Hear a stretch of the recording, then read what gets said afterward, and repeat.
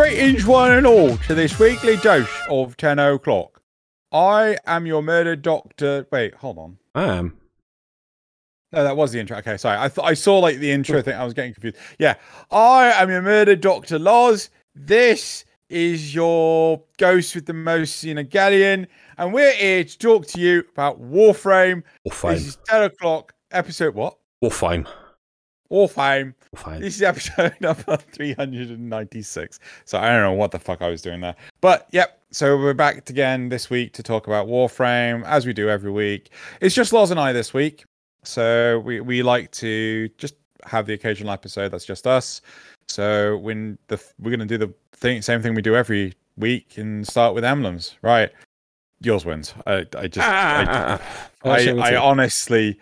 I have a few of these. How the fuck? Right. So before we started recording, like I spent half an hour going through different relays, different orchestra relays with Barra. I didn't see a single fucking emblem. Yeah. Right. And I'm just like, what? So this is from my back. I can't wait for TennoCon because I'm gonna make out like a fucking bandit. Yes, definitely. I'm gonna jump from relay to relay. I'm just gonna like, oh yeah, the barrel relay. Yeah, just gonna burn it. Yeah, I'm gonna have 3 years worth of emblems. I'm gonna save them onto Dropbox in case for whatever reason I format my PC and I lose them. And but like. I saw yours. I was like, I've not seen a single emblem.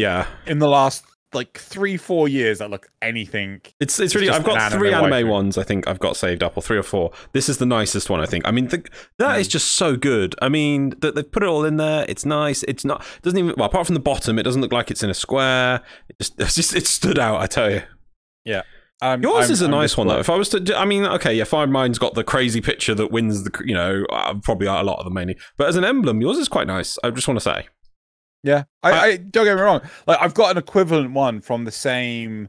I think it's like the Alliance. I think that's either the Clan or the Alliance emblem. I got the other one, right, and it's just this weird amorphous blob, right, and like with the same background and things. I'm like, what the fuck even? But yeah, I mean, when you showed me yours, I was just, I think I literally said to you, what the fuck? You were like, what the fuck? Yeah, I was just like, where the hell did you even fight? Anyway, right. Yeah. So, by the way, I'm going to remind you, I'm hoping you're not going to get it in the next 3 episodes. I have one. I didn't expect that to be an instant win, but I do. But I feel I have one that you'll just be like, damn it. Just for the stupidity, but also awesome of the image for episode 400. I'm saving that for that. Which, though it won't be you deciding, but I feel you will admit defeat. Yeah. Probably, I probably will. But I mean, do double check with people like on the side. Like, hey, Nazareth's going to be there for our 400th episode. Maybe turn to him and say, like, just want to double check. This isn't like an Alliance emblem, or I think. Are you absolutely categorically sure that it's? It could be an Alliance. I don't know what you've got. Huh? It's allowed to be an Alliance emblem.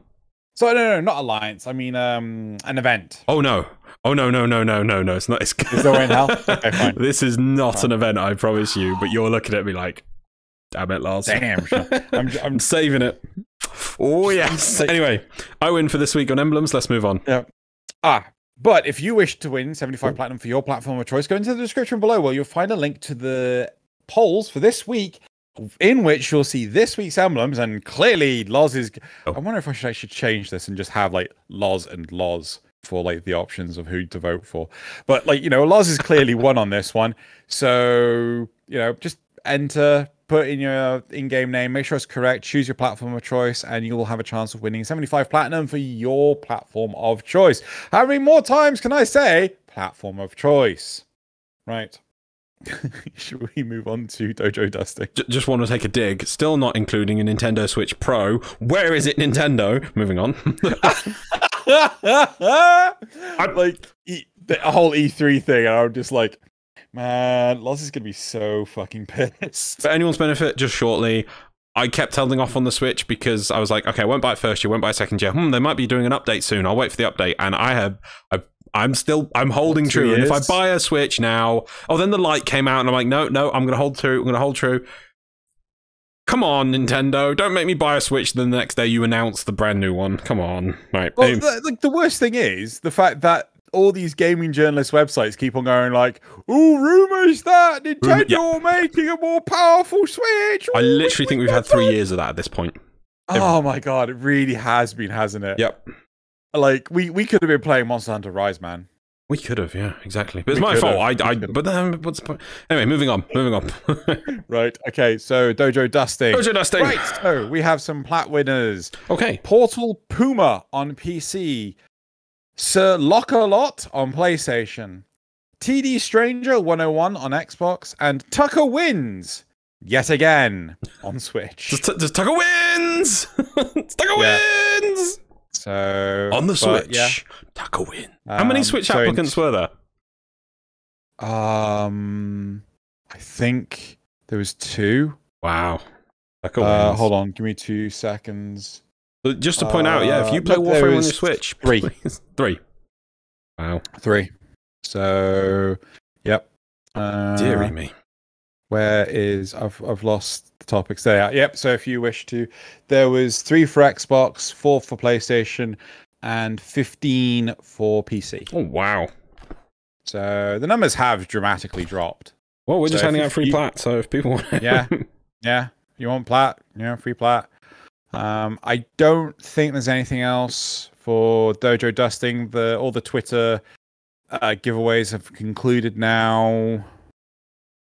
Yeah, I think that's it. So should we move on to the war report? Yeah, I don't know if you've got anything other than... Yeah, sorry, go on. I got a few things. I still want to go, war report. I don't know. I need to think of a thing on it. I'm not good with music. But anyway, so the war report points I've got here, mainly most of them stolen from the Warframe website. So first of all, the next part of the Twitch... the Twitch Prime or Twitch subscribed Amazon Prime section is coming out. The next bit's a Sayandana, and it's actually based off of a fashion piece. You can see it all on the Warframe website if you want. That's coming out towards the end of June. No, I thought that was the other way around. I thought the current thing inspired the fashion thing. I don't know. I don't know which way around it is. There's fashion and there is Warframe. And they are one. They are both. Also, just to point out, there is actually something really cool on the Warframe website, which is there is a new way of doing updates. They're moving it off of the forum onto the main website, and you can just scroll through past. If you want to look back through Warframe's history, through updates, you can click through them, and you can see all the updates. It breaks it down. It's really cool. You can go back to like the first update, update 1, where it doesn't even have a splash image. It's just a hand holding a wrench. Brilliant. Moving out, also the PC, the PlayStation... Before I actually fixed it, I'm not a huge fan of. I love the fact that they've put in all these updates and everything, but then when you click on the update and then start going left, the carousel, it's broken it down into like all the hotfixes and everything. No, can we please have that carousel, just the big major updates, because you've got the hotfix data underneath as this little table with bullet points of like all the hotfixes and do you know what I mean? Yes, yeah. Why don't you recommend that to DE? What am I, some kind of creator for Warframe? I don't know. Yeah, within it and be like, hey, by the way, do this, it'd be better. Anyway, moving on. Just to point out, the PlayStation and Xbox have new bundles for their special, awesome, super secret skins that we don't get on PC. So just point that out. You want to check them out? I think there's weapons. Is it like the Xbox one's free? Yeah, it's free if you subscribe to the Xbox Live thing. That was it, the Xbox Pass. Which you kind of need to anyway, so you kind of get it, which is cool. And lastly, there is the Road to TennoCon website is now up, which shows a timeline of what's going to be on the TennoCon day. And also, I think I've got it up here. Yes, it also even gives us a timer. So at the time of recording, so we can probably take, 3 days off of this, it was 28 days, 6 hours, 26 minutes, 37 seconds. So I think when this goes live, it'll be 25 days till TennoCon. Bam. Well, it's late in July this year, isn't it? July 17th. Normally early. I think it's just like, it's normally the first, or is it second Saturday? Yeah. It's normally like in a single digit, like the 4th, the 5th kind of thing. No, because like it was, we've had it on the 11th and things. Oh, okay. So if we go to July, so I was expecting it to be on the 10th. Right. But yeah, it's the 17th. But I mean, Ooh. it's not like they're But restricted on time or anything. so still, when this comes live, everyone listening, because I know there are some people who are not quite playing Warframe, but they want to keep up to date. There's 25 days, probably, I think that's about right, till TennoCon, July 17, 2021. The digital bundles and passes are still on the website. Do get one out. Remember, it gives you things like the cosmetics that you can only get from this TennoCon. They'll never come back.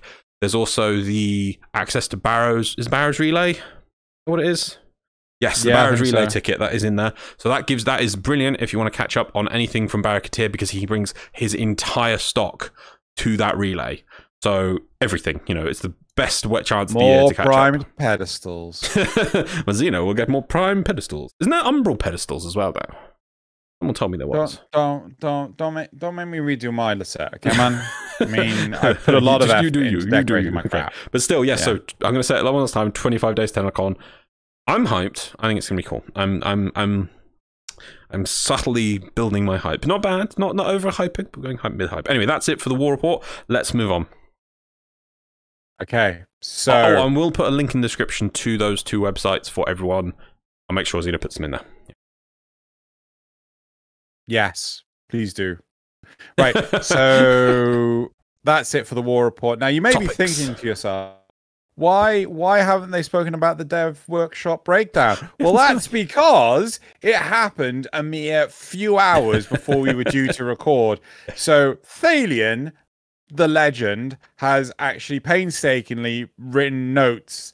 Like, I asked him to précis them down. I'm pretty sure he's actually made them longer. But no, I'm joking. I'm just entirely joking. But so we've got 3 topics this week. So the surprise topic of the dev stream. The dev workshop breakdown. You're going to hit the button, Loz. Oh, I don't have it as a separate topic. I've just got it as one topic for the dev stream. Because they're kind of combined, sort of thing. Okay, fine. So fine. And so combined 2 topics then. Yeah. Fine. And then we've got from Reddit, what DE doesn't seem to get about the guns versus melee balance issue. So this was a Reddit post that was made before the dev workshop was released. Yes. So, you know, and then the second topic, which will be substantially smaller compared to the first one. Yes. There's something bugging me about Parvos Granum and his Sisters of Parvos. Oh, it's still cool. That's an interesting topic. I like it. I kind of hope that one's going to be a nice chill one. That's a nice chill one. Yeah, so because this is such a big thing with the melee one, so yeah, it's probably when we chop it up for satellite episodes, there's going to be a massive big one topic and a small little side topic. Because, so we're going to, me and Xeno are going to go through, literally it was released, what, 2 hours ago, 3 hours ago, something like that? It was released at 4:30 and it is now 10:30. Right, okay, so about 6 hours, okay. So, but we don't want to go through, so we're going to go through all of the changes, just as ourselves, and give our own feedback as we go. I know we're not, me and Xeno are never the best when it comes to remembering every mod or the best super builds, but we'll give our go through quickly on them.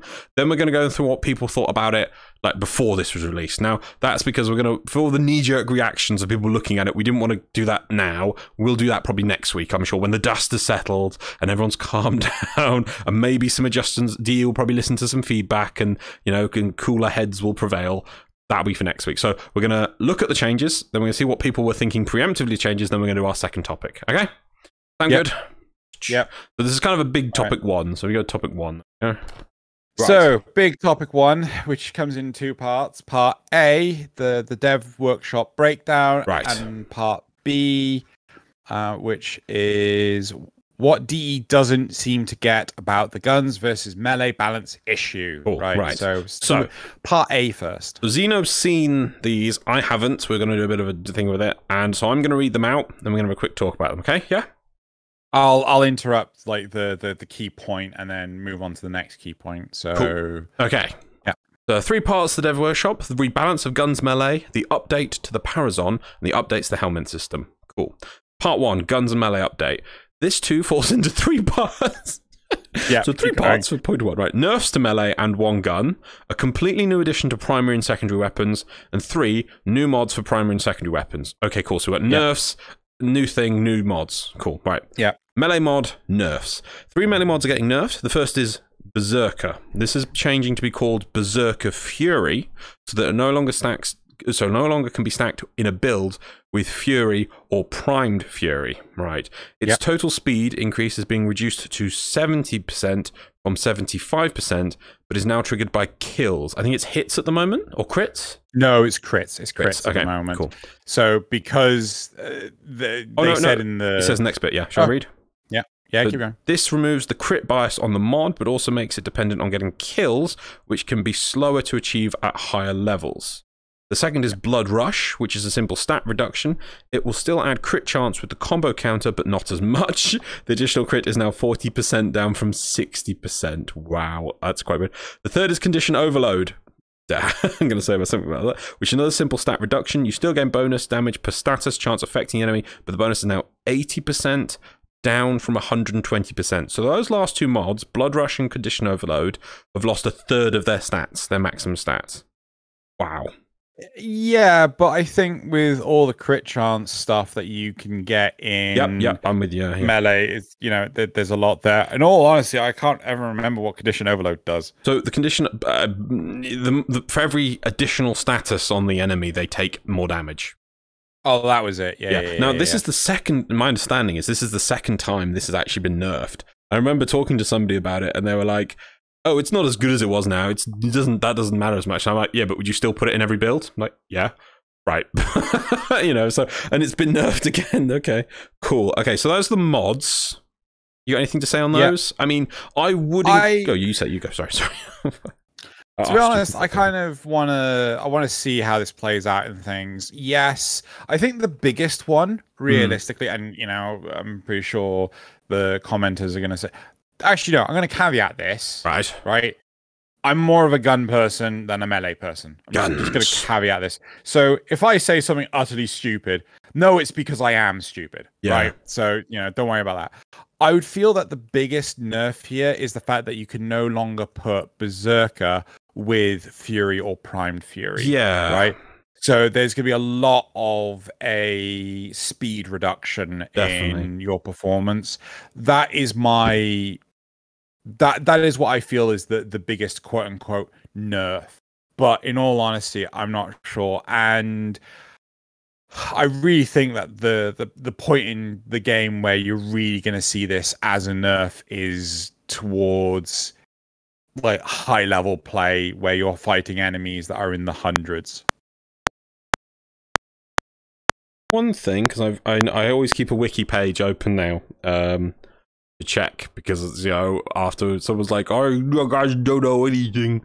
So Primed Fury, though, so it doesn't stack with this anymore. Yeah. So Primed Fury is going to give me 55% attack speed. I know it's harder to get Primed Fury, but it is just the better Fury, and eventually everyone will move on to get it, and everyone can get it. You just need to get it at... It'll become available at day 200, 400, 600 until chosen as a milestone reward. Right, so you can get it 200 days in. I know that is a long time for a newer player, but eventually they will get it. And so that'll now give 55%. Or you can take Berserker Fury, and it'll go up to 70%. But you have to get kills. So okay, there is a bit of a skill-based thing. Now, I don't know if that's the best, and people are like, oh my god, do you actually know how long it would take you to get those kills and blah, and the percentage chance and the overall thing you might as well take? I don't know, but I was just wondering, because I thought, how much does Primed Fury give? You know, is this even worth it? It does seem a bit weird to me to knock it down to 75, sorry, knock off 5% if you're already making it not stack with the others. Because to be honest, personally, I would always take Primed Fury, because I'm just lazy. I just don't want to have to be thinking about my stacks and my kills, and because you're gonna have to, in theory, you could change the way you play and think, okay, there's 7 enemies in front of me. If I kill those 2 weaker enemies first, that will then start stacking my buff. That then help me kill that mob, and then that mob will be hard, but I need to kill that one before that. You see, you know, maybe that's good. Maybe it'll have some play and thinking about it. No, no, I do agree with you. Okay, right, next bit. Yep, next bit. Glaive nerf. Here is a very minor nerf. More balance check. The current stats for a quick throw on glaives are nearly equal to the stats for a fully charged throw. DE feels that's not right. So quick throw damage is being reduced across the board to 50% of the damage of the fully charged throw deals. For most players, this difference will not even be noticeable. To help these two types of throws stay separate, DE are increasing the time it takes to charge up a fully charged throw from 0.6 seconds to 1.2 seconds. I mean, I think the real reason why most players won't notice the difference is because most players don't use the glaive. Yes. Sorry. Glaives. I assume that's all glaives. Yeah, it is all glaives. So, to me, logistically, this makes sense. Like, it doesn't make sense. Why would you have a fully, like a charged up throw that does exactly the same as the quick throw? I mean, maybe a nicer way of handling this is actually you double the damage dealt by the fully charge, because I mean that way it doesn't feel like as insult to injury. So at least you'd be getting something from it rather than feeling like you've been taken. Yeah, but at the same time, like I'd love to know how many people actively use glaives. I don't know if maybe there was a secret, subtle, super glaive build where if you just spammed quick throws or something, maybe there was some clever build with that. We didn't know about that. That is certainly a possibility, but I think the big crux of the argument is why would you ever use the full attack when the quick attack does the same thing? Yeah. I assume when they say almost the same, I assume it was like 80%. So you'd be charging up for only like a minor 20%, yeah. Oh well, but I mean, I still like the glaive, but yeah, I can see why that'd be not, because it's double nerf really. They are nerfing the quick throw, and then they're making it harder to get that fully charged throw. Yeah, but like to be honest, 0.6 seconds for a charged throw seems fucking short. Do you know? I almost think that's where's the charge? I almost wouldn't think that I've charged it. I wouldn't be able to tell the difference. Maybe unless there's an animation for it just to pocket. Anyway, moving on to the next one. Kuva nuke or nerf. This is simple, as the gun is so prevalent. You have one, Xeno? Yeah. Okay. Now I'm using it right now. Are you? Okay. Yeah. Right now I am using it.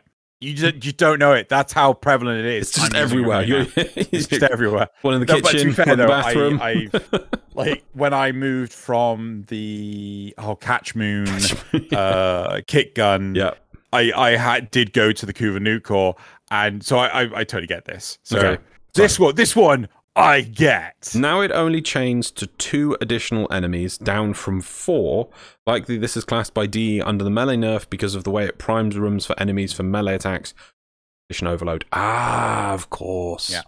Yeah. Right. So I don't know if that was their mentality, but I got a funny feeling that the Kuva nuke core has been like the secondary to go with for like the longest time, and and because it had an innate elemental type damage, and I think, does it have radiation as well because it's the nuke core? Yeah.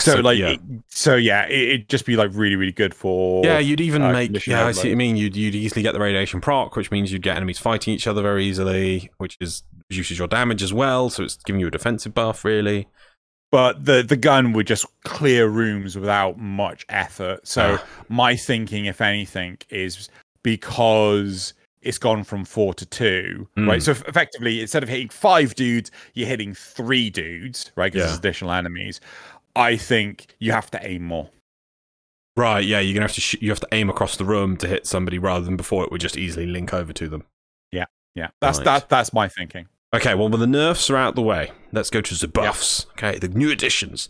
Gun arcanes, because arcanes need to be everywhere. I have them in my shoes, in my hat, in my toes. New addition to guns arcanes. This adds a new arcane slot to all primary and secondary weapons. There are 3 new arcanes for each. These arcanes are called Merciless, Deadhead, and Dexterity. 1 of each for primary and secondary. Merciless stacks up damage. Merciless stacks up damage and grants reload speed and a maximum ammo bonuses on kill. The bonuses last for 6 seconds. You can stack up to 360% damage, 30% reload speed, and 100% ammo max. Whoa, okay. So the whole point of this arcane was you really push hard to just constantly murder stuff to have that stack. So like whenever you killed another one, that stack refreshes, so on and so forth. So a 6-second window. I mean, to be honest, 6 seconds is not that long, but I think it's long enough. Whereas, like, you know, it's hard to say because it sounds small, but in game time, it might, you know, be quite long. Yeah. I've seen, was it the null? Sorry, the Nell or something, like, you know, Harrow's is like 2 seconds. I'm like, what? I can't even think that fast. Yeah. Okay, next. Well, Deadhead stacks up based on headshot kills, granting damage, headshot multiplier, and reducing weapon recoil for 24 seconds. This stacks up to 360% damage, 30% headshot multiplier, and minus 50% recoil. So going back to the whole Nell thing, right? Yeah. The Nell thing worked on headshots. Yeah. So the fact that this is 24 seconds on headshot kills, I actually really like this because it gives you more time to line up the shot. And because, like, headshot kills are fucking hard as shit, right? Even with especially the mouse, sometimes, Even when, well, I can't speak about the controllers and things because of, like, aim assist and whatever.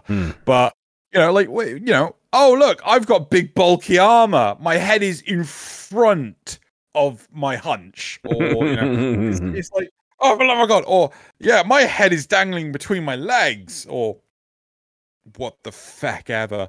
So the thing that I really want to praise for this is actually the 24 seconds. I do actually quite like the recoil. That one's feeling like the one I would probably go for as well for things, because 24 seconds you're not pressured. Gotta get the next kill. Gotta get the next kill. Gotta get the next kill. You know, if that was like even 10 seconds, but like gotta kill them in the head. Gotta kill them in the head. Okay, I've weakened them. Ooh. I've weakened them. Oh no, I missed. You know, you don't feel so panicked. Is there a thing? Here's a question for you. Yeah. Like, if you've got splash damage from, say, a Toncore, right? Does the explosion hit the head first before it hits the torso? What? That right. The explosion? Explosion! Yeah, if anyone gets that reference, good on you. High five. All around. But do you see my point, though? Sorry, yes, you had a point. What was it? No, my point is that, like, I want to know if splash damage from explosion-based weapons is going to trigger headshots. I think it can, but it has to be the kill. So I don't know how it works out by time. I think, you know, if it probably can count as a headshot, but a headshot kill might be another tricky thing. I don't know. It probably will. We'll see. So I just imagine people running around with the Ignis. It's like, yes! Deadhead for the win. I'm like, what? How? Yeah, that's the kind of thing. Yeah. We'll I feel that's the one, especially with 24 seconds, that may be nerfed a bit. Okay, let's third one here. Okay, dexterity stacks up based on melee kills, similar to the arcane primary charger we already have for Warframe arcanes. You can stack up to 360% damage for 20 seconds. Melee kills. Okay. Oh, the arcane slot of a new weapon is unlocked with an item you buy from Teshin for steel essences. Sorry, Steelies. Yeah. Steelies, yep. Oh, actually, no. So I thought that was going to go on to something else. Oh, okay. So the whole point of the dexterity arcane is you're supposed to be changing what you've currently got equipped. So you're supposed to be juggling your weapons. Personally, I'm not a huge fan of melee in the game. This would make me want to swap between melee and stuff like that, but I think I'd rather use the Merciless or the Deadhead more. I'm just not a fan of how the melee works. Oh, fair enough. No, well, no, I'm not a fan. Okay, because this was my first video when I do it. I like the idea of how much variety of weapons we have and options we have available. But the thing is, there's never any opportunities like, I need to use this tool for this job. It's just, there are balloon enemies which need to be popped. Here are you have a collection of different color pins, and but the melee one gets to have multiple stab points in, or I don't know, you know, because it's just better at the moment. So I'd love the reasons, like, okay, I've got to use my rifle now, I've got to use my secondary now, right, I've got to use my melee now, and if you combine this actually with the when things are holstered they reload, I like the synergy there. Yeah, that's what, because I've tried to use that before. I wanted to have like I've used the mods where if one is holstered, it starts reloading, so I don't have to bother a reload animation. So I'm like rifle, secondaries, you know, and then, you know, back to rifle with no interrupt. Now there'll actually be a reason for me to swap the melee in as well, and I will like this because I want to vary up my gameplay. I don't just want to use my opticore all day long going pew pew pew pew next room pew pew pew pew. You know, I like the idea of right now I'll use this, now use this, now use this. Yeah. So anyway, so the arcane slots we get with Steelies. Right, note. Thalian note. Because all these additions come from Steel Path and the item comes from Teshin's shop, Steel Essence gain is being buffed. The alerts will now drop 5 Steel Essence each, and Acolytes will now spawn faster in missions, meaning that farming endless missions will net more Acolytes faster. Cool. Important note. So we have the note. Now we have the important note from Thalian. Thank you, Thalian. Right. There is a niche farming function for Steel Essence that involves killing all Acolytes in a specific area, waiting for your Command to use its resource boost ability, then pick up all the Essence. DE are killing this completely and mercilessly because now Steel Essence will disappear after 5 minutes if not claimed. Be careful that if you pick up Steel Essence fast... Oh, be careful that you pick up Steel Essence fast or it could be gone forever. Oh, really? Was there some... No, but they are actually it is a tribute to human ingenuity to spot the ridiculous, weird loot caves that people invent. So people were killing the Acolytes. So there'd be several Steelies on the floor. Wait for the combat buff to pop, then pick them up and you get bonus, yeah? You get double. Double. Double. Yeah. Double. Yeah. Okay. I think he's losing his shit. It's fine. But I mean, to be honest though, I'm okay with the Kabat buff not having that kind of relevance. Yep. But at the same time, with the increase of the Acolytes appearing and stuff like that, it kind of counterbalances, because otherwise people that don't take the Kabats are going to lose out on this tactic, right? So it's not, oh, it's a nerf. Yeah, okay, yes, it is, but for positive reasons, because you shouldn't have to rely on your animal companion to do this. And you can still have your animal companion, and if you're lucky, you can still get double Steelies for the ones that you pick up. Yeah. But the whole point is that it's not guaranteed a mandatory cheese mechanic. It's a hard thing to do, because basically they're putting a resource into the game that is going to have a set economy, and they're expecting you to be able to get this much per hour of play or something. They will have mathed all this out. And then people are coming up with ways to just butcher and skew the thing. So those people will just get everything and say, well, I've got nothing to spend it on. Or they'll get billions, and thus it makes it really hard for DE to add new stuff in. Because they'll be like, oh, I've still got billions, where do I spend them on? You know, so it's tricky. It wasn't intended, and yeah. Right, should we move on to the new mods? Yes. New mods for guns. Galvanized mods are conditional mods that will grant base stats, but also can trigger bonus stats. They work on the same principle as equipping a prime or umbral version of a mod. So, for example, a galvanized diffusion cannot be placed on the same build as a barrel diffusion. Okay. These will include mods like galvanized scope, a replacement for argon scope on rifles, which will trigger on headshots like the base mod. At base, a headshot will give you a 120% crit chance while aiming. However, in addition, a headshot kill will give you an extra 40% crit chance while aiming, which can stack up to 200% for 12 seconds, meaning a total of 320% crit while aiming if you maintain your headshot kills. Yeah. Wow. So I think the whole point of these mods... Actually, no, keep going. Just let's go Galvanized chamber.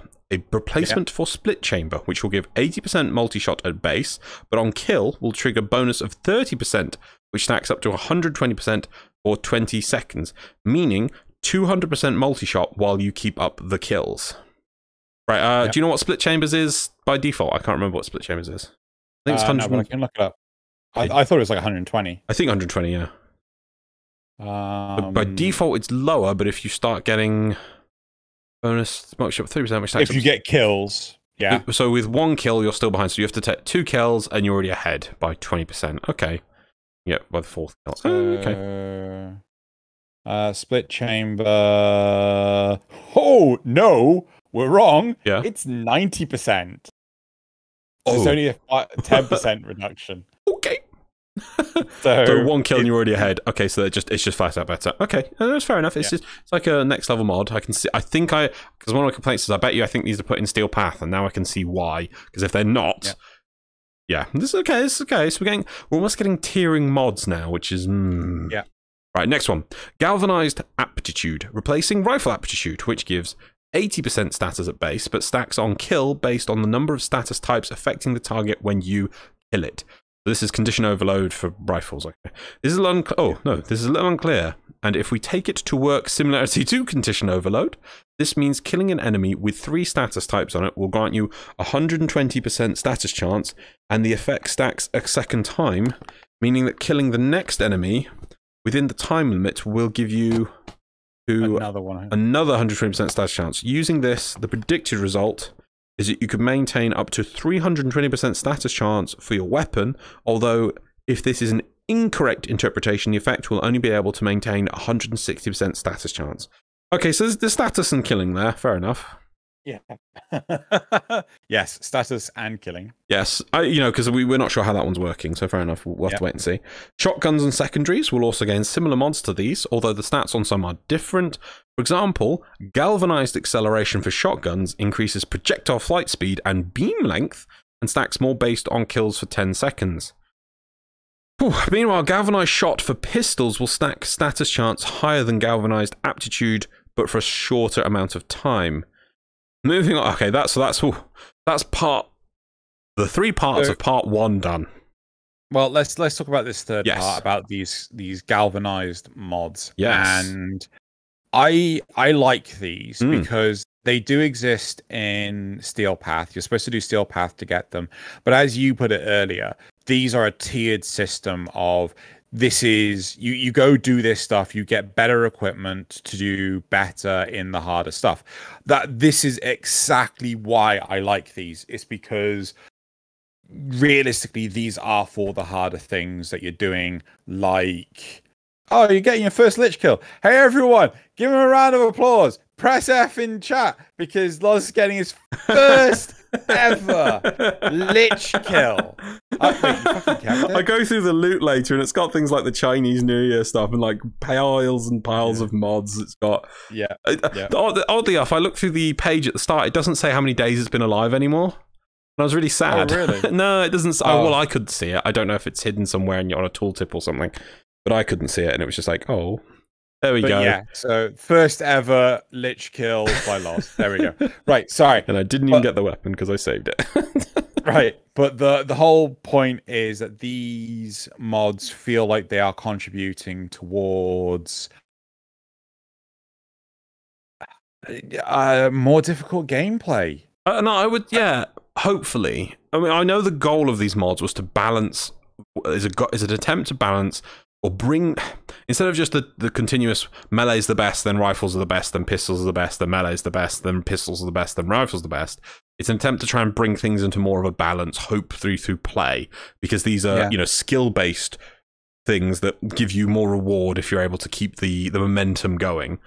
Sometimes it'll be easy, sometimes I'm sure it'll be hard based on what you're fighting, but they are definitely a tier above what you get in the normal star chart. So this is almost like a raid tier higher in reward sort of thing in an MMO. That's why I'm sort of thinking about it, which is fine. And hopefully, though, once they bring rifles and things up, maybe they can think about bringing content that makes us use them. Because these kind of things where you've got to get kills to get a status up to then do something, you could have hopefully a boss where you've got people breaking into teams where some people are in little side rooms killing small mobs to get. The alarm, the sirens. Yep, sorry. Vaguely. They're coming to kill me. No, sorry. They're coming to get me. No, I mean that in a boss, people go into the side rooms to kill little mobs to keep up their buffs, and then people in the main room get the boss into a damage state, and then people come back to deal the damage with their buffs. There's gameplay elements that can feed off of these kind of thing. You see what I mean? Yeah. No, I think that this holds a lot of potential for, an expansion to content, and I think when you take these galvanized mods and things and you go back to the regular game, they're just going to waste things. But I mean, as it stands now, we're just murderizing the universe when it comes to kits anyway. So this is more to help towards things like Steel Path, and I like them. Yeah, no. I think it's good. I will. It would also, yeah, that's the other thing with Steel Path is that apart from the Steel Essences, I burnt out and I went, oh, why am I going through this? So this will encourage me to do more. You? Yep. No, I completely agree. So should we move on to the second part? Right, part 2 of this. The Parazon updates. Parazon mercy kills are seen as unreliable, and there's not really a reward for using them until you have the mods for them. Even then, it's difficult using them because by the time you have reduced an enemy to 20% of health, it's easier to simply kill that enemy than mercy kill it. Beyond this, mercy kill triggers have an RNG spawn on enemies, meaning it's often just a surprise pop-up that you can't react to. Now, the mercy kill triggering is being made reliable. It will be guaranteed on specific enemy units and will trigger at a higher health threshold. Mercy kills will trigger on all Eximus units, on heavy gunners, bombards, scrambus, nullifiers, and ancients. On the Corpus units, the health threshold requires them to have all of their shields removed, but the threshold is high at 60% health, while Grenadier and Ancients will trigger at 40% health. Impact Stackers procs will now increase this threshold to 80%. So on high-level missions, taking an impact status weapon could allow you to instantly kill heavy Grenadier units at close to 80% health with your Parazon. Wow. I'm a bit sure that's kind of cool. Okay, to add to this, new Parazon mods are being released. Power Drain. Your next ability cast gains 50% strength. Power strength? What? Yeah, I imagine that's power strength. Miraculous Code. 50% chance for enemies within 15 meters to cower in fear for 8 seconds. Oh no, I think when you do a Parazon execute, these buffs happen. Yeah. Right, okay. Hard Reset. 3 mercy kills within 40 seconds will revive a fallen companion or sentinel. No. Ooh. No. That's... no. Don't do that. Don't taunt me like that. I haven't got round to it, but I'm gonna put bloody Dispensary on my Excalibur from Protea just to get my sentinel back. Don't give me some silly...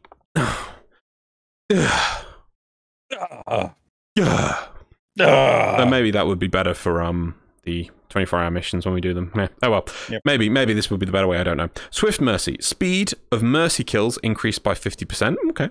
Firewall reduces the damage while hacking by 75%. Right, okay.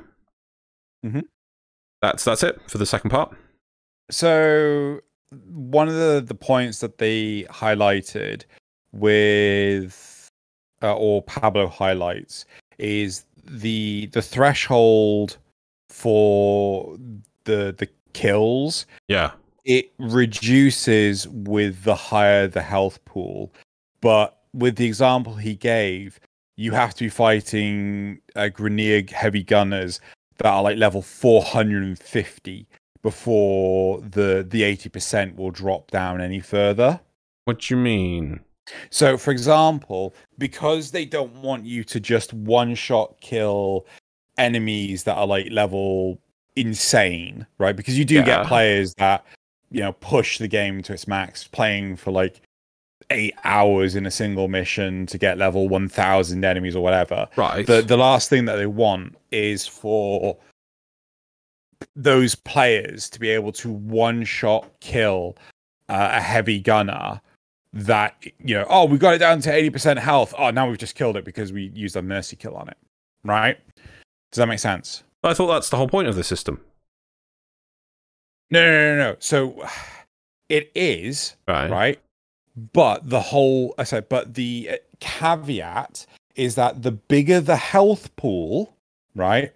That minimum threshold, right, for the health is decreased. So you're saying a level 4000 heavy gunner will actually be like 60% rather than 80%? They didn't actually specify the percentage, but yes. Right, got you.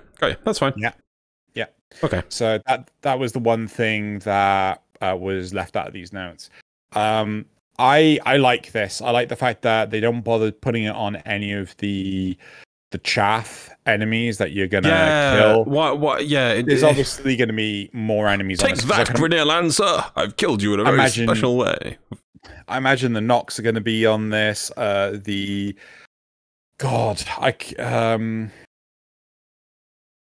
some of the Arachniths. Spiders. Arachnoids. Arachnoids, right. I'd also envision some of the mowers as well. Yes. Yeah, so I Burses. The riot mower. Anyway, so I quite like the look of what they're changing here.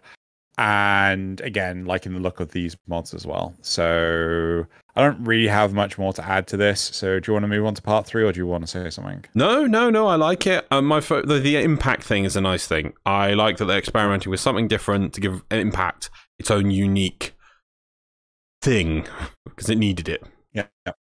Because otherwise we just do slash damage. Okay. Yep. New Helminth abilities are being added. Each one will be at a new rank of Helminth, increasing from the current maximum level. I haven't even started doing Helminth. Parasitic armor. Sacrifice shields to reinforce armor for the duration. Yes, please. Sacrifice shields to reinforce armor. Really? Okay. Yeah, no, because my Oberon, right? Ah, yes. Make the shields go away, get more armor, take more damage, heal more. Yes. Do you use a Helminth ability on your Oberon as it is? Yeah, to increase the power strength, so I can actually make the healing better. So I'll chuck it and get this instead. Hideous resistance. Grant yourself immunity to status effects. That's kind of cool. Yeah. Voracious metastasis. Yeah, it's metastasis. Metastasis. No, it's metastasis or metastasis. Oh well. Voracious metastasis. Consume energy to heal yourself and grant allies in range equal energy to the amount you spend. Wow, okay. Yeah. Consume energy. So it's like, yeah, okay. Equal energy. So if 4 people in a team had this, so they alternate, they just make energy and they're like constant. Come on. If we can't make people use corrosive projection. Yeah. And what's the, how's like, yeah, okay.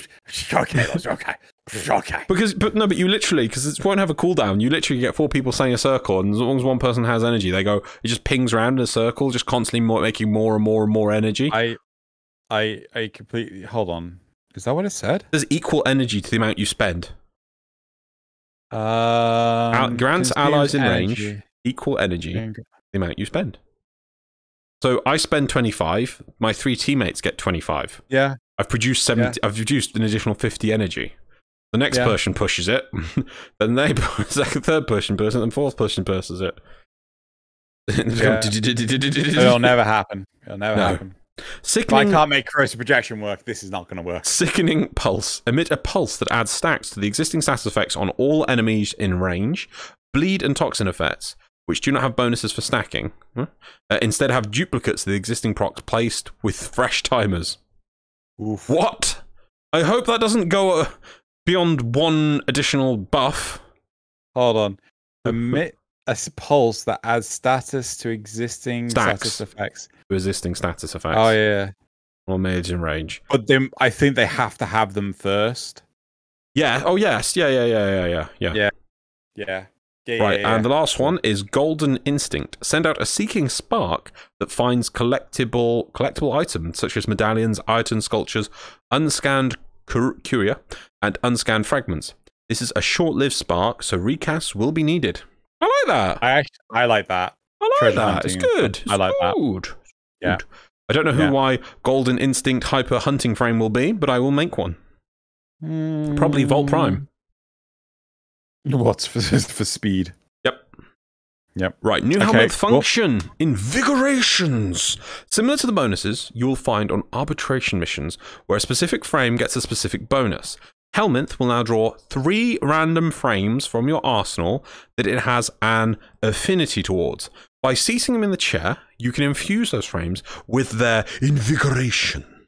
These are always to include one offensive buff and one utility/defensive buff. The 3 examples that DE used were 200% power strength and immune to status, 200% primary crit chance and 1,000 armor, 250% melee damage and 75% efficiency. The infused invigorations last for the week and reset with Helmet's affinity roll. The infusing invigorations last for the week and reset when Helmet's affinity roll resets at the start of the next week. To unlock this, you will need a segment from the Sun on Demos that currently costs 30,000 Entrati standing. It will be only available once you hit the rank of family with the Entrati. As one last thing, for every 10 regular invigorations you do, you can select the next Warframe to receive an invigoration from Helmet instead of a random roll. Yeah, so the idea is that if you wanted to put an invigoration on Excalibur, yep, but Excalibur just never appeared in the random pool of 3, that after the 10th one, you could say, nah, give me Excalibur now. What? Do you know my one problem with this? Go on. Oh. Well, I want to use only these 3 Warframes. Put on shelf. Get all my other Warframes and tip them into the bin. Get my 3 Warframes down. Eternal buffs, my children, will be mine. Mine. Mine. You see what I mean? No. It is encouraging to have less Warframes, is my issue. But I don't know if people would actively do that, though. Would they? Would people actually choose if we get Purge? some more advanced content that is actually required, sorry. So this is just an example, obviously, but right, like, you know, each week my guaranteed 3 Warframes will be super powered with, for example, 200% power strength and immunity to status, 200% primary crit chance, 100% hour, and 250% melee damage for 75% efficiency. Yes, I know that means that they won't always get the buff I want, but at least the Warframes I play with will always have a buff. Yeah. Yeah, no. Or hell, Xeno, for you, I know you would never do this, but right, I'm going to take it one step further. Yeah? Right? Yeah. In my hand? Sorry, I can't see a hand. Hold on. Okay, I've got my Oberon. Yeah. Shelf. Got my Oberon. Shelf. Got my Oberon. Shelf. Got my other Warframes. Oberon buffed. I kind of wonder if anyone's actually going to point that out to them. So yeah, I mean, I wonder if someone who had multiple accounts couldn't possibly make one of these accounts if they ever wanted to do high-level content very easily. Do we know anyone with multiple accounts of high-level stuff? I wonder. But I'm genuinely interested, though. I'm going to pose this as a question. I've already prepared it, which is like, would people be prepared to purge their Warframes just to have the ones that they wanted to invigorate? Like, I don't think I could. I don't know if. Oh God. I like this. I just want to say, right? I like the concept. Oh, I'm a bit off. I like the concept. I think this is great. Yeah. But maybe it should be from all Warframes. The problem is, what if you don't have that Warframe? You lose out. Encourages you to get the Warframe. True, but what if you don't have Warframe slots? And encourages you to buy Warframe slots. It's tricky. It is tricky. I mean, I don't know how long it would take a new player to unlock Helminth, the Helminth system, and get it to that level. But in reality, quite quickly, because remember, this is Deimos. This is like I haven't even unlocked it yet. Yeah, but you can't be bothered. I tried 2 weeks ago. Didn't you see the footage? Hold on, you've only just fucking done your Kuva Lich. Yeah, it's because it didn't ever come fight me. You had a Kuva Lich. Yeah, for what, a year and a half? 2 years, I think, maybe. No, because it came out in. Wait, did you get it immediately? pretty early on. You know, when you were doing lots of things, I was like, oh, okay, I got one. So that would have been October 2019. Probably. Right. So you've had yours for over a year and a half. Yeah, about right. Only just done it. Yep. Right. And so in a year's time, we'll see you actually having gotten the helmet component. Probably. No, I'd like to see how they're going to address this. There is some, yeah. I feel there is something to it because maybe I'm going a bit extreme with saying you're going down to literally like 3 frames, but I could see people going, "Well, I never play these frames anymore." Wabum. Yeah, I'm like, you know, I can't imagine that this would be an issue, but I think primes and regulars should be considered the same. Oh, I do hope they are. Or they better be. I think that's a non-starter. Yeah. So let's not worry about that. But I'm just trying to think. And Umbra, but yeah. But I think they do already for arbitration missions. Right, yeah. There is one last bit. Go on. Finally, with this update and all its changes, DE are giving players of Mastery Rank 5 and above gifts to compensate them a little for the nerfs. All players Mastery Rank 5 and up will receive 5 built formers and a 3-day affinity booster. Any player who owns a Kuva Nukor will receive an extra 2 built former. Any players who owned any Lich weapon at any... I gotta get a Lich. I have a Lich, yes.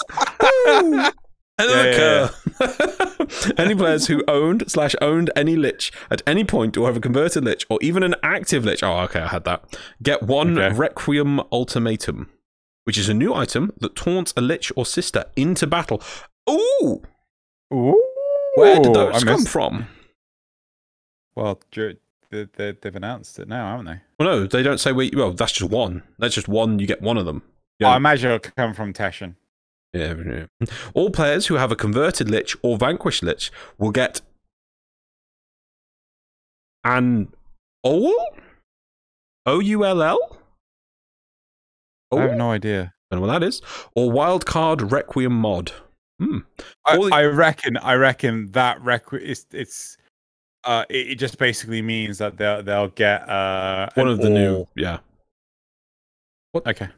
Get an OULL. I don't know. All these changes are coming with Sisters of Parvos. Wow, this is being quite a big update before TennoCon. Yeah. This is cool. So, well, it's really interesting because Reb said at the end of the actual video that it was going to be early summer. And I'm like, don't do this to me, Reb. Don't do me like this. Don't do me. No. It's you're going to give it to us before TennoCon. Give. What happened? Loz, you need to... My hand has become my hip. I'm just leaning. Just leaning, man. Just leaning. Do you want to T-pose to justice? Right now. What the hell? I actually don't know what's... Right, okay. Right, I should have... Oh no! Now it is worse! Right, well... Just recalibrate. Okay. I'm recalibrating. There you go. What? Oh, it's back. Okay. All right, let's turn this back on. Yeah. Okay. Yeah. Let's try and go. Let's try that. There we go. Gotta have that hip lean. Oh, yeah. Did you ever get your feet ones? Yeah, they're over there. But don't you remember what happens is the model isn't set, so the look at the shoulder isn't. It's not bad on this. Yeah, you see, it's deforming there, but my neck is not deforming. I don't know. Actually, we have to we'll test it next time, I think. But I don't think that's not as bad as the feet one. I'll try it with the feet one next week, and then I can always turn them off. Yeah, because it's still there. You see, I've still got neck. Yeah. Right, okay, cool. So that's it for the breakdown from DE. Right. So now we're going to go into part B of this topic, which is what DE doesn't seem to get about guns versus melee balance issue. Right, bring it on, player. only band-aid fixes, specifically mods, will be provided to bridge the gap between damage of guns and melee weapons. The last dev stream reiterated that melee needs a nerf. Melees need a nerf. Melee needs a nerf. Okay. Because the AI has always been pretty much brain dead, DE didn't have a way to scale difficulty, but to make more enemies with more stats. The way players play the game changed to adapt to this playstyle. AoE is king, and survivability depends on using abilities non-stop to either nuke them, perma-CC, or tank. Because if you don't, you will get overwhelmed and killed. Melee will always affect more enemies than non-AoE guns, which means as long as you are using a gun and actually aiming, you are losing time, and there are more enemies spawning than being killed. Know that... Okay, keep going. Evolutive? Where are we at? Evolutive? Yeah, evolutive. Evolutive mods. What the fuck is... Blood Rush. I think they're implying the mods that sort of advance in power through use. Because it's like, you know, Blood Rush, for instance, or Condition Overload. So it does... No, it's not... It shouldn't say evolutive, because that doesn't make sense. Evolutive is like the Knave, which completely changes the way it plays. It should be... stat stacking mods. Or almost like proc chance mods, or stat compiling mods. Do you know what I mean? Of relating to or promoting evolution or development. Yeah. And evolution is just like, you know, change over time sort of thing. Yeah. Okay. But that's what they're saying. So like Condition Overload, which, you know, you hit an enemy first and they don't have any debuffs, but your hit status procs them, and thus now the Condition Overload has evolved to a new form to do more damage. Okay, they're implying. So the evolutive mods were stated as the #1 factor for the most disparity in melee versus a gun power creep. Timer should be removed. Combos should have scaling properties, evolutive attributes added to combos, and DE should balance speed and damage. Slower attacks should be stronger than lighter attacks. Right. I don't know if this has been paraphrased too heavily. Oh yeah. Well, so I just want to point out. So this is from a post of a week ago. So this is someone put on there. It is a Reddit post from Robble Viejo. It's gotten 2.6k thousand upvotes overall, or its ratio is. I mean, where's the? Can I see its percentage? Oh, it's probably at the bottom. And it is a very 96% upvoted. So yeah, it's got a few downvotes, but you know, you always get a few. It's very long. So before we begin, I would like to thank Tobiah for reading through all of this and making our summary that we have. There's a lot here. There is a lot. I mean, they've got like a section: Dynasty, Warframe, Hordes and Cover, Enemies Killed per Swing Shots, Evolutive Mods, awful for building diversity, awesome for gameplay, Pickups and Vacuum, the never-ending battle between DE and the community, Melee and Data Mass, an unbreakable bond. There's the default weapon carrying a database. What? This is a subtle yet very important matter here. Melees are our default weapon when carrying a data mass, or when we are fishing, mining, or hunting. No, it isn't. You default to pistol. Yeah. If you're holding a rifle, you get your pistol out. If you're holding a pistol, your pistol stays out. Except for fishing. Yeah, fishing. I'll give you fishing. Don't get me wrong. Yeah. Yeah, but no, data mass is pistol. I mean, they could say that like it is the best choice to use when you're using a data mass, but that's not what they're saying. They're saying it's our default weapon. It's not when carrying a data mass. No, and the thing is called data mass. Unbreakable one. A nerf to melees will subsequently make all these activities suck even more than. Oh, shut up. Now pair this with the leaked gun mods, the ones adding percentage damage if you don't have a melee weapon equipped. The ones adding percentage damage if you don't have a melee weapon equipped, and you'll probably understand my deep concern. That's just an example. I've just taken one thing. I'm going to give the rest of his topic bullet points, but we've just gone through the mods, and I just want to compare back to this. There's already so one of the arcanes was a bonus for melee thing. The other two do not require a melee weapon. So So So right. I think. So let me do the rest of the tab. Sorry. So these are just I'm just giving you the bullet points, right? Difficulty, mechanical skill versus superior stats. Below are some comments I got the last time I discussed these ideas on the sub. So the comments are pretty clear about something. Melee attack speed mods need to be additive and not multiplicative. Playtime. Evolutive mods again. The Blazing Flask gameplay was an emergent from bottom to a heavy grind game. Okay, back to Dynasty Warframe. You decrease attack speed on melees abolish combos and disregard animations, and then that's it. So this is a very long topic. So we're trying to break it down to something small, and what they're saying.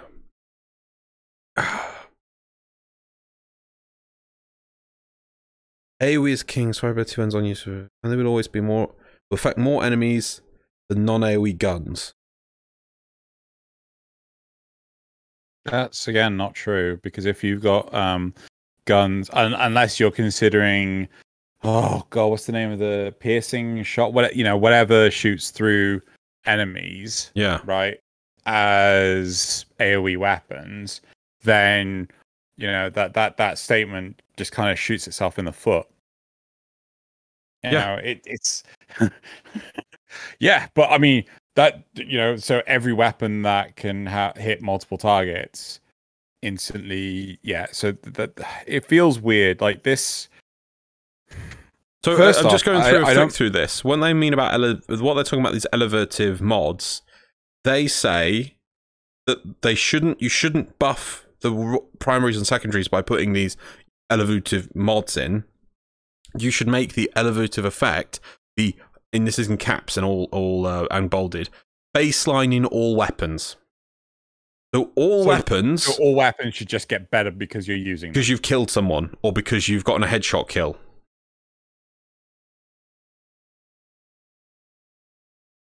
No. Xeno? No. Xeno. What? And when everyone's special, no one will be. Remove all elevative mods. Every weapon has a different elevative attributes that scale. For some, crit chance. For other, status damage or multi-shot fire rate. Maybe even stuff like plus sentimental damage. This opens up a lot of possibilities and a new layer of balance DE can make. Like, all players build this weapon for crit, but it has good status chance. What if we lower the crit chance, but give it a plus elemental damage on hit, so they could run it as an elemental weapon too? Best way to balance is to give nerfs and buffs equally. Back up. So they just said right that there was a statement in there that this brings more balance. Can you read remove all elevative mods. Every weapon has different elevative abilities that scale. For some, crit chance, status, multi-shot fire rate. This opens up a lot of possibilities and a new layer of balance that you can make. No, stop there. Right, I've stopped. This is right. You've opened up a new layer of possibilities. Completely agree here, but this does not bring in balance, right? This is more work to achieve balance because you have now created like an extra layer of chaos, right? Yes. Yeah. So it's like, okay. So we have this RNG thing.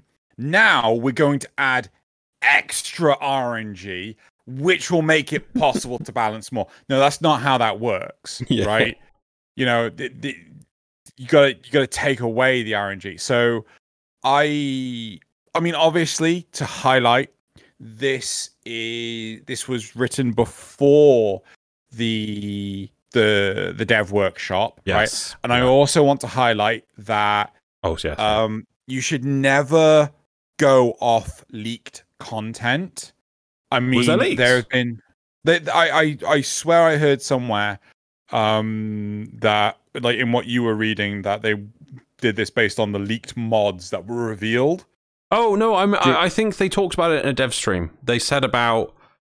I think like Scott was giving an example. This wasn't like verbatim. This is how it's going to be. He was like, maybe we'll put in a mod that will be. I think that was one of them that became an arcane in the end. The one where for every melee kill you up your rifle damage, that kind of thing. Yeah.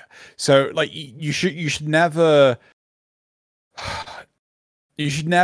take it as gospel that something that has not been properly divulged to the public as gospel. It is gospel. It's not gospel, but you should still react on it, just not as negatively, I should say, right? Please, DE, do not make these mods, right? Please address it in a different way. Yeah, that's what you mean. You say, like, you may be trying to do, from what you said in the dev stream, this might be an idea of what you're putting in. Though I can see what you're doing, I think it might be bad and not the solution because this might happen. And then you just suggest your thing. You don't say, like, no, don't do this, it's stupid. Blah. You go, that might be a problem because this might happen. I've lost me think. I definitely don't think that these evolutive mods relating to or promoting evolution or development mods, sorry, what the hell, should be like baseline in all weapons. I think that is, could you just imagine, oh yeah, well, the more you shoot this gun, the more bullets this gun shoots. What? Yeah, because the multi-shot just constantly increases. Yeah, this one's multi-shot. Yeah. So I shoot. All right. So I shoot one grenade, then I shoot 2 grenades, then I shoot 4 grenades. Sorry. It's like what the fuck is going on? Yeah. Right? Surely that alone is a clear indication of adding extra layers of chaos. Right? Yeah, I love the one about it's going to make balance. So at the moment we have to balance weapons off of, let's just go with rifles. So we have to balance it off of, the magazine capacity, the total magazine capacity, the reload speed, the total damage of the weapon divided into 3 sub damages plus status plus crit chance. Yeah. I think that's it. That's the throwing thing. And it's like, right, so we've got all that. And now it's going to also add in balance off of its weird stacking effects. Yeah. That'll make it even easier to balance. Oh, well, yes, just chuck it in. So, Weeping Wounds was actually not one of the mods. It was Berserker, wasn't it? That got changed, yeah, Berserker. Yeah. So, I don't know if Weeping Wounds was... I don't remember Weeping Wounds ever coming up in any of the past topics we've ever done as one of the mods that just really makes melee the bee's knees. I've always ever remembered it as Berserker Blood Rushing Condition Overload. Weeping Wounds. I think, that's more crit damage. 40% status chance per combo multiplier. Yeah. I don't think I've ever remembered that one. Anyway, yeah, but the reason why this one's not as bad is because this one is just an enabler for other mods. I mean, yes, it means you'll get more status effects on the target, but it's not damage from those status effects. There will be more damage inherently in some of those status effects, but it's not... It makes other mods better, but it doesn't do that much by itself, I think is the point here. Yeah. I do feel that what DE have done with... or what they've revealed with the dev workshop is a good direction to take this. I don't know if you can hear those seagulls. No. No? Okay, good, because they're freaking pissing me off. Shut up already. No seagulls in space. Cool, thank God. But they'll find a way. Just imagine them flying around there. They look up towards Earth. They're coming. But anyway, so the whole... I like what DE are doing. I think this was a bit of an overreaction with... Yeah. But I definitely don't think these relating to or promoting evolution or development mods are realistically something that should be inherent to everything. No, I think they are part of the problem. Yeah. But what DE has done, which is these relating to or promoting evolution or development mods for primary and secondary weapons. Oh, and sorry, shotguns are primary. Then I think they are sort of addressing this, and also the arcanes as well. Definitely, you know. So, right, the last point. Melee does have arcanes, don't they? Do they? Zors have arcanes. Zors, it's just Zors. Okay, right. So the last point, though, is there that is in there, but it's not. I'll expand this point a little bit more. Is that there's this bit about called Dynasty Warframe. Hordes and brain-dead AI, the reason the game rewards stat checks, not attack patterns, learning, or weak spot aiming, there's probably no going back from this, but better enemy design and less reliance on massive spawns and layers of damage reduction for difficulty is the road to take to start improving on this aspect. It's not that Dynasty Warframe is bad, it's that the game wasn't designed as such in the beginnings, and the older systems are starting to show the cracks. Now, I agree with some of the system that I love that they didn't just say bad AI. Well, they said brain dead AI, which is a fair enough thing, because people say fix it by making better AI. It's not. It's, as we've said, it's player to mob interactions that's missing. Yeah. And so there is that in it. So I don't want to begrudge this whole topic, because they've put a lot of time and effort into it, and there is some points in here that you know, that obviously that take that one point that is good, but I think a lot of this, there's more worrying that you could have waited to see what the changes were, and I hope maybe I'll keep an eye on this user, and maybe we'll see if they get another topic as in a post the changes, what they think. Maybe we'll see that. Yeah, maybe you should push on there saying, like, you know, how do you feel about these changes? But, yeah, well, you get lost in the thing, but yeah. The big thing about the AI, yeah, I kind of appreciate, like, there was one point in the paraphrase which was, you know, the enemies are spawning faster than they are killed. That's just physically not true. When you kill an enemy, then you get a new one spawned in. There are always a fixed number of enemies in the environment, right? It's never more or less, which is why we can have instances where the team splits up and then some players are like, where are all the enemies at? You know, so it's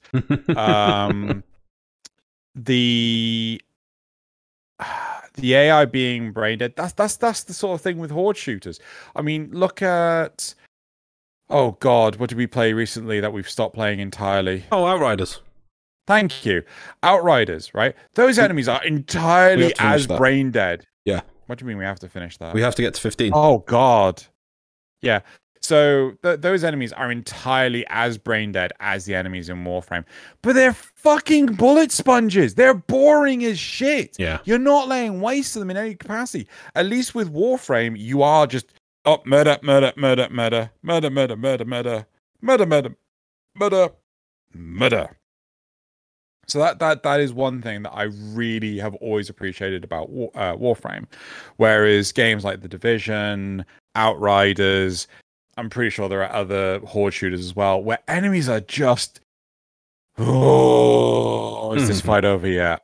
You know, I feel that a way they could potentially address this is more in line with Monster Hunter Dauntless style fights. Right. So what I'm saying here is you have big nasty monsters that, you know, so the horde effectively they abandon the area, they lock the doors, they trap you in a room with a big bad thing. It could be a Grineer tank or whatever, but the whole point is that enemy has different ways of engaging the player base, which is what you were saying before. Yeah. So, you know, the tank could have mortars. So if you hide behind cover, it starts firing mortars to try and flush you out of cover. It has side guns. It has like flame jets to prevent you from getting too close to it, so on and so forth. It could have different ways of interacting with you, as opposed to the regular enemies, which just shoot their gun at you and hope that you die, right? So that is realistically the only way I can envision Warframe ever expanding upon the way this currently exists, because the game engine, the internet connections around the world and things, they can't cope with 30 enemies all acting like monsters from Monster Hunter or Dauntless. It's just too much for people's internet connections to handle. Right. And though I wish everyone around the world had fiber internet connections, it just doesn't exist that way. Yeah. Right. But I hope maybe with the changes to the powers on stuff that they might reassess. I mean, I know they tried to bring Xmas in as like mid bosses, but that's the kind of thing that they need, is the one mid boss enemy that comes out every now and then, and you have to actually deal and interact with. Like you say, you can't have 30 mobs doing it, but one that comes out every now and then, that could be done. Well, I think what you'd have to do is chunk no, chunk is not good. You basically have to say, right, it's eerily quiet, and then all of a sudden a lich turns up, or a sister of Parvos or something that can engage you in a lot more variety of ways, and that way the netcode can actually just have the room for the interactions, as opposed to the interactions plus the dumb AI as well. Yeah, I think it's the plus dumb AI that's the problem. So I do agree with that sentiment, I really do, but you know, you have to just really switch it up in order to actually make it viable. I think that's my personal thought. Yeah. Should we go to the replies? Do you have any other points that you want to raise? No. Like I say, I picked that one point out as like of a positive that is in the actual thing there. That I don't want to be negative entirely on them, but I feel they're especially they're talking about evolutive things. It's like. And they're putting on everything. You mean relating to or promoting evolution or development? Right, let's go to replies. It seems that DE haven't noticed the massive change of pace the game suffered during the years. The Gun X Melee disparity shows that crystal clear. I've had high hopes when DE announced Melee 2.5, and while they did a good job overall, compared to old Melee, I could see lots of future problems that those changes could bring, and to be honest, they could have done way more. Yeah, but like, you know, what was it? The last 10% of the work takes 90% of the time. Yes, yeah. So they've added a gun system in, they've added a secondary system in, they've added a melee system in, and they've advanced the melee system, and then like getting all of these three systems to the point that they're balanced, as you say, takes 90% more of the work. Yeah, it's like I don't like the whole. Sorry, it seems that DE hasn't noticed the massive change in pace the game suffered during the years. It's almost like I feel like DE abandoned us and we suffered in the wilderness. And even though there was new guns coming from somewhere, it wasn't from DE, and we suffered and endured with these weapons for years, realizing that melee weapons were overpowered. Yeah, like I don't know what. Do you remember the days where people would just equip a whip that would hit through walls and you just span? Yeah. Just spun. Yeah. I had high hopes when DE announced Melee 2.5, and while they did a good job compared to the old Melee, I could see a lot of future problems that those changes could bring, and in all honesty, they could have done way more. Like, to be honest, I'm sorry. This reply feels just like, oh my god, it's hindsight is 2020. Like, shit, how could you not realize? How could they have not thought of these mistakes and done it better? Like the first time, they should have done the perfect solution. Like, I can see it now. I'm not going to suggest any suggestions, but they could have done better. Yeah, I don't like this reply. Please make a suggestion. Don't just criticize. The next one. You know they're just going to take melee strengths away and put 2 useless extra mods for guns. The economic factor of play our game more, y'all. Wow. Well, this is the good news. I don't want to be critical of people, but this feels like they hear a nerf's coming, and this is just vitriol and salt, just spewing forth from someone's mouth without any putting thought of. Have they done right by the player base in the past? Yes. No one's perfect. Can we not give them the chance to do the same? I don't know. I mean, we'll see next week, because I'm sure the people who can do the number crunching will be able to let us know much better than me and you whether these suggestions will be good or bad or whatever. We'll see. But they look pretty good to me. That's all I'm saying. Right, we've got 4 more. Let's get through them quickly. Recreating the whole arsenal is something that they deemed... Shit. Recreating. Sorry, can you hear me now? I can hear you. Yeah, sorry, I wasn't. Something happened. You couldn't hear me at all for a second. Oh. Shit. What was I saying? Well, I'm just glad that. Sorry, I was saying that I'm glad that the changes are not accurate. That they are doing more, and there's lots more. It's very good, I think. Yeah, I think it's for the best. Yeah. Where do we get to? So, recreating the whole arsenal is something they deemed unnecessary, since they believe that guns have sufficient base stats.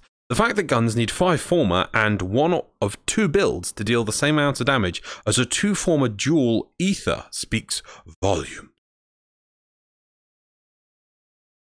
Yeah, congratulations. We have Right. also worked out that there is a disparity with melee weapons and guns. They have also... Is this... Are all these replies just, let's just shit on DE? I probably... right, let's get through the next one. The easier, and to be honest, better and more elegant solution is to allow the melee combo counter to work with every weapon, with guns giving a variable, depending on weapon type, addition to the max multiplier. So the game just becomes a glorified comedic I don't mean anything as Capcom killing fest, where there's just a counter for killing mobs, and it goes every 100 kills it goes great, super kill, I don't know, omni kill, devastating, and like flighty lashes and pachinko balls will fly everywhere. Sorry, I'm being mean, but no, you're thinking. But you know what I mean? It's that's what the game will become. I do agree with you. I don't like I remember I was looking Bayonetta style, you know what I mean? Like Devil May Cry, just killing things is cool, man. What am I saying? I hope that this is more of a typo than anything else, but like the whole idea that all weapons contribute to the melee combo counter, I just hope that's like, no, just the overall combo counter.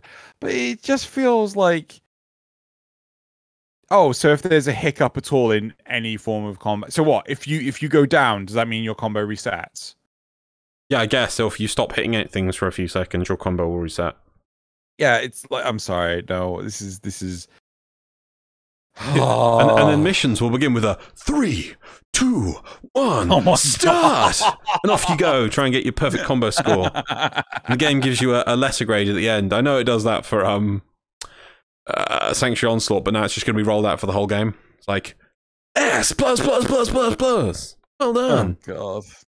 Like a rhythm game. Or if it's Devil May Cry 5, SSS.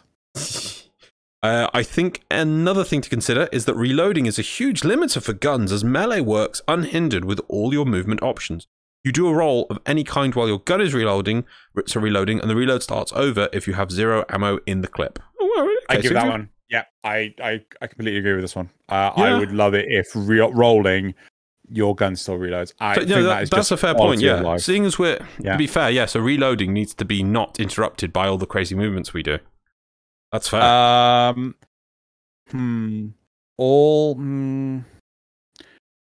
think you're right. I'd like to just assess like what, I think I would rather DE go and assess what interrupts reloading. Why not why not, instead of interrupting reloading, just slow down reloading?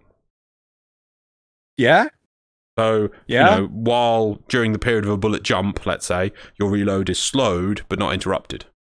Well, I would like it if you wall latch and you've tried to reload. Yeah. So you reload, you wall latch, that would interrupt, because like realistically your hand is stopped doing what you're doing. Yes, if you're doing a roll, right? If you're doing a roll, you can continue doing the reload. Yeah, right? yeah. If you're doing a double jump in the air, now you can continue to do the reload. Right? Yeah. I think it depends on the action, and it needs to be a case-by-case basis. Yeah. Of whether or not it should interrupt versus whether or not it does. So, yeah, anyway, next one. Last one. A huge problem I have with Blood Rush and Weeping Runes is that they effectively aren't evolving mods. They're 660% crit chance and 440% status chance mods that punish you for essentially playing wrong. That I agree with. But you don't like the idea of stacking mods, do you? Yeah. No. I kind of do.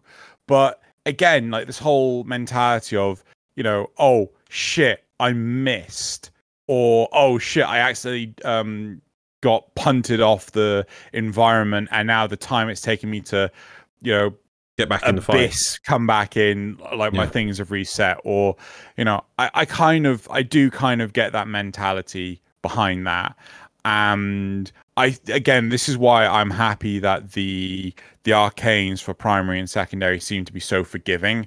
Because no, Blood Rush and Weeping Wounds aren't the ones with timers. They're the ones that just give you well, Weeping Wounds just gives you status chance, but oh no, I suppose you drop your combo counter. I see what you mean. Yeah. So get a mod for that?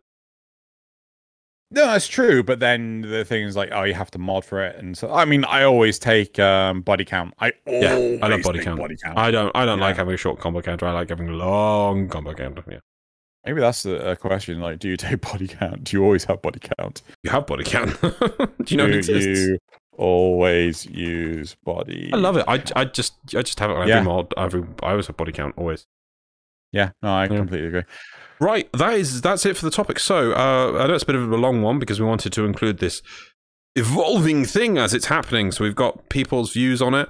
Obviously, we're going to have next week. We'll probably be looking to what people's feedback are. Now that other people would have to chew through, and maybe D might amend their announcement with feedback from people, because they do that. You see, that's the thing. People are like, oh no, D, you don't know this, and oh no, this is terrible. Then and all these things are going to be nerfs. It's like no, they put something out and then they have a look through, they read through your replies and go, yes, well, that's a good idea. No, that's trolling, that's complaining, Oh, that's a good idea. I think one thing to truly highlight is the value of the stat analysis from DE. Like they have Ben, who he breaks down like. I'll see if I can get them on, but like they break down the data. They try to determine our perception of something may not be accurate, right? It like how it's the vocal minority that are the loudest. It doesn't necessarily mean this is how people play. I mean, how long was I banging on about corrosive projection? Everyone should fucking use corrosive projection. 0% of 1,000 armor is 0 armor, but no one fucking listened, and they didn't do anything about it until people did start going with corrosive projection, and they're like, now we hard capped it at 75%. Like, it was always going to happen eventually, right? Well, I mean, one would hope it always happen eventually. But the whole point is that, just because it's obvious to us, and I'm a screaming man-child saying everyone should take corrosive projection, no one fucking did, doesn't necessarily reflect how the players are actually treating the game. So they do have statisticians that analyze this stuff. Very fair. Right, so moving on to le topic D. I've also realized that I have not taken any of the timestamps prior to this. Well, what? At all? This episode? Yeah, so well, I mean, it's just the intro, Dojo Dusting, War Report and topics. Okay. So at the start. So it's just the start. I mean, from now on is like the crucial point of getting the actual thing. So, yes, right, yes. Okay. So topic 2.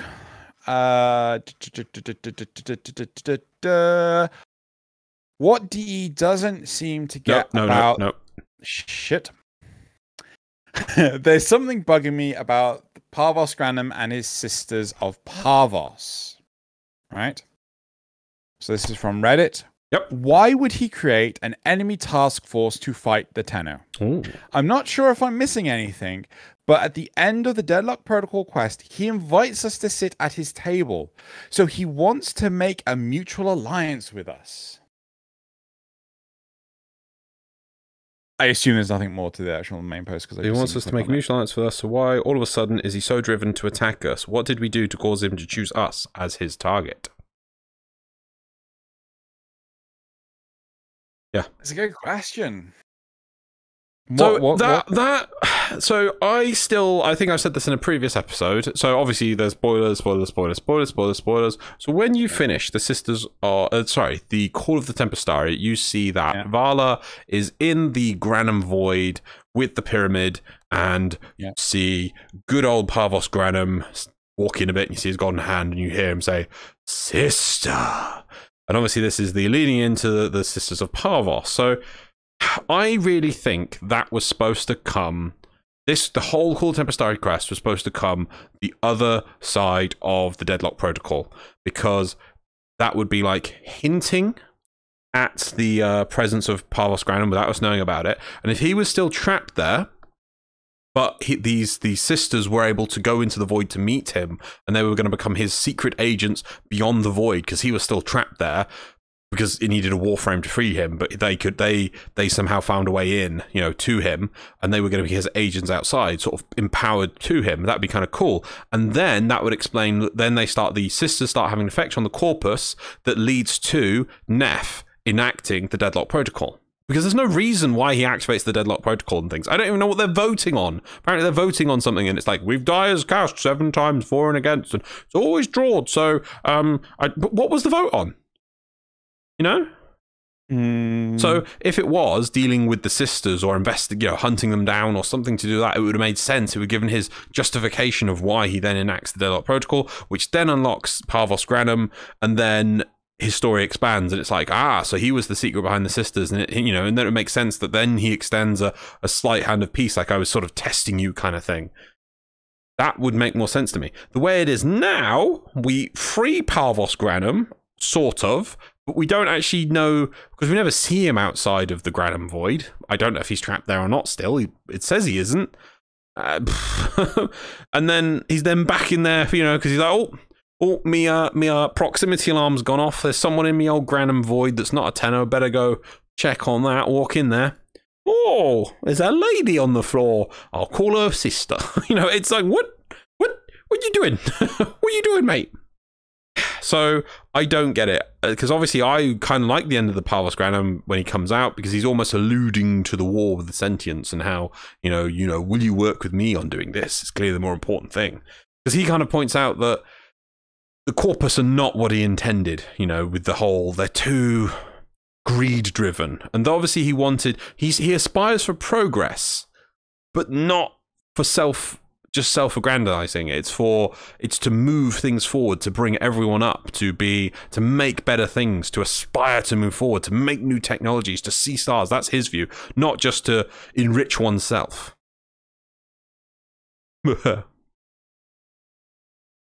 I don't know. The question that's bugging me is whether or not what is the chronological order of things? So is it possible? That's a good question. Have a quick look. Oh, God, I wish there was a timeline of the events. So is there? I don't know if there is or not. Warframe. There is actually on the Warframe website. Really? Yes, there actually is. Warframe guide thing. There's like an order guide, yes. So New Strange, Natar, Second Dream, Found it. Chains of Horror.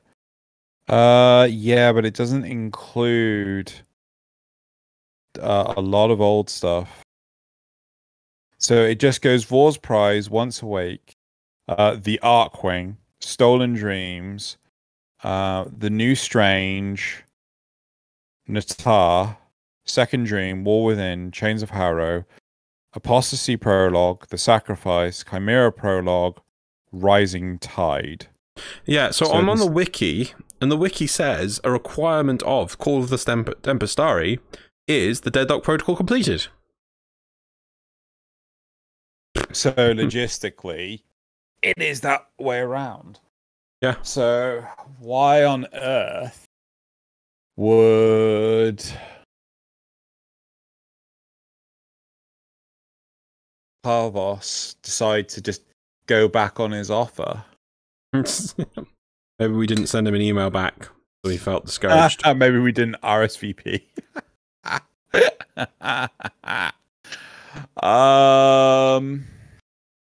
It turns out because he was using out-of-date technology to send the email. He was using TLS 1.0. No. He was so he sent the email. Yeah. Right, and he was really cool. So he made some flash buttons for the bottom that says yes or no. And he didn't realize the flash had been discontinued. Oh God. I'm just trying to think. The only reason I can think of that Parvos would no longer want the Tenno involved in his what's the event in Fellowship of the Ring where all the key members of Middle Earth turn up and decide how to get rid of the One Ring? What, you mean the Council of Rivendell? That's the one. Yes. It just feels like, oh yeah, oh well, I wanted you to be part of the Council of the Origin system, but for some reason I decided not. And it just feels weird that the invite was extended unless they turn around and retcon it out. And I'm not too opposed to that. I mean, it kind of feels like sloppy writing, but at the same time, hey, we've removed that. We thought we were going to take the story in one direction. We opted to take it in another direction. What? But it does, huh? You finish. You guys, the only reason why I can think that he would decide to go against this is because another party member has said, like, oh, we will get in bed with you, but not if you're going to join the Tenno, not if you join our enemy. Does that make sense? You think a third faction is in play? That's the only thing I can think of. Maybe this isn't Parvos. Maybe this is a mimic, right? We already know that mimics can pretend to be Corpus. We've had that with Salad V and I can't remember. The mimics wouldn't be able to. True, but who says that this mimic is in the? Oh, yeah, fair. Unless they have secretly captured a Cephalon. I hate that retcon. I know. It doesn't make sense. And we'll never address it again. Right. So what were you going to say? Yes. No. Okay. Right. Yes. So I have a bit of interesting experience, seeing as this is the first time, as you can see above, that I have foughteth the Lich. Now, when I foughteth the Lich, and then I killed the Lich, and then I got another Lich, I didn't notice this before, you get a message from a Kuva guard? Yeah. And it says something weird. It's like the target has been chosen or something. It will either die or become a Lich. Very weird. It's like, did I mean to do that? It doesn't, it's weird to see what was the intention. Did they, I always felt that this was kind of a bit hand wavy to the way the Liches, seems to be the Kuva guards send out Liches in the hope that Tenno attack them and Tenno go, yes, I'd like that gun, please. And then they turn them into Liches. It's a bit, I don't quite, I know it's because it's the gameplay and the lore kind of smashing together in a weird way. But what is going to be the way that, my point is, what are going to be the slide card things that either Parvos is going to say when we make a sister Parvos? Yeah. Is it going to be maybe like, I'm trying to twist and maybe frame this in another way, possibly. Is it going to be a sort of Arbiters of Hexis thing here, where it's like about testing and improving us as a challenge, but not attacking us per se? Because remember, the sister sends robo-dogs after you. I mean, it's not really directly trying to kill you, really, robo-dogs. I mean, but I mean, I don't know if we've actually seen any content on Primetime or anything where they've revealed the whole thing. I can't imagine they have yet. Yeah, but we do know how we get them, don't we? Didn't they show it on the dev stream? Didn't we have to find someone in? Oh shit! Yeah, they said you had to do the Granum Void. Yes. In any level, I think. You had to spend God, what was it? Was it one of the highest level token, and you had to get any of the rewards in the Granum Void in order to get a sister to spawn or something? Yes. I'm trying to see if I can find it. That's your rally. Your rally. More your This is a Parvos. Okay, you'll be able to generate your very own Sister of Parvos by donating a Zenith Crown to the Granum Void. Once you complete the mini mission in game, a sister candidate will appear, similar to a Kuva Larvaling. Upon vanishing them, your new foe will await you upon return to your orbiter. Okay. Ah, he does say something. Ah, so there is actually a bit of...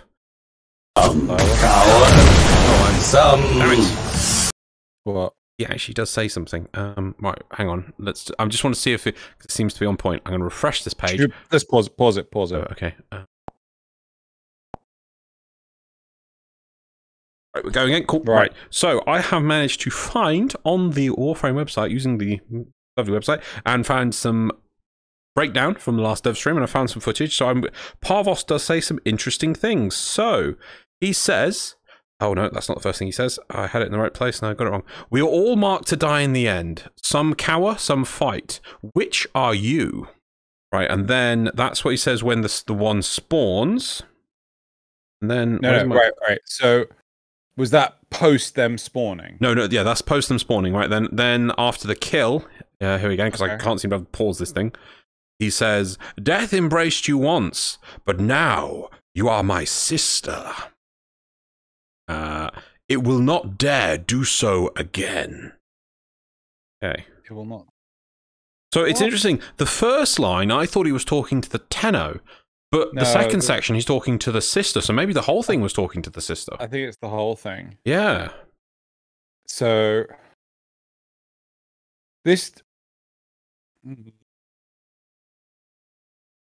Hell, I want to change my thing. Maybe he's not even testing the Tenno and the Warframes. Maybe he's looking to build an army of sisters, and he knows that we're not going to win against them. I mean, so it's like the Arbiters, but not the Arbiters for the Tenno, but the Arbiters for sisters. No, it could theoretically work like that. Yeah. I mean, let's face it, we're not going to fucking die. I mean, it could also be a whole... Oh, look, we've got... What's the... Alad V and the Demolist, and they're like, oh, yeah, well, you know, with throwing our Demolists at the exploding thing, it made sense! No, it didn't. But Parvos would also be an individual who knows what a Tenno is, really is. And at the most, all they'll kill is a Warframe. They can't touch a Tenno. Wait, why does Parvos know what a Tenno is compared to a Warframe? Because he has Protea. So? A gift from the Orokin. And he can see how it would act differently. I'm sure... Come on, if anyone's tooled up and knows what the score is, clearly Granum. It's clearly Parvos. Yeah, Granum. no. I'm not refuting that, but like we've got no evidence to concretely say it. I mean, it's good speculation because look at Nefanu. Nefanu knows that Warframes and Tenno are two different things. Yeah. So like, he realizes it with the second dream. So he Alad. What did I say? Naf. Oh, apologies. Yes, I did mean Alad. I'm with you on Alad. I'm like, oh, this is already Alad in Second Dream, but when did Nef know? Yeah. Sorry. Yeah. I think you said Nef. Someone, I don't know. I wouldn't be surprised if I did say Naf because I mean, Lucas is just so in my brain all the time. I mean, we should have him on again. We should have more. I feel so annoyed that I wish back then, just so everyone knows, I would want Xeno for the guest to be a surprise sort of for me. So he'd bring people on, but I realised that I don't know people very well because I don't remember things. I'm not a rememberer. And so people be on, I'm like, hello, who are you? Oh, it's Lucas. Lucas! Oh, Lucas, of course. Who? Oh, that guy. That guy's amazing. Wait, you got this guy on? You got this guy on? You didn't tell me? But, I mean, to be fair, though, you did know who Frelling Hazmat was. Yes!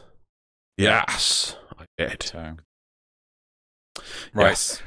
So maybe it is just a case of he is using us as training fodder. Yeah.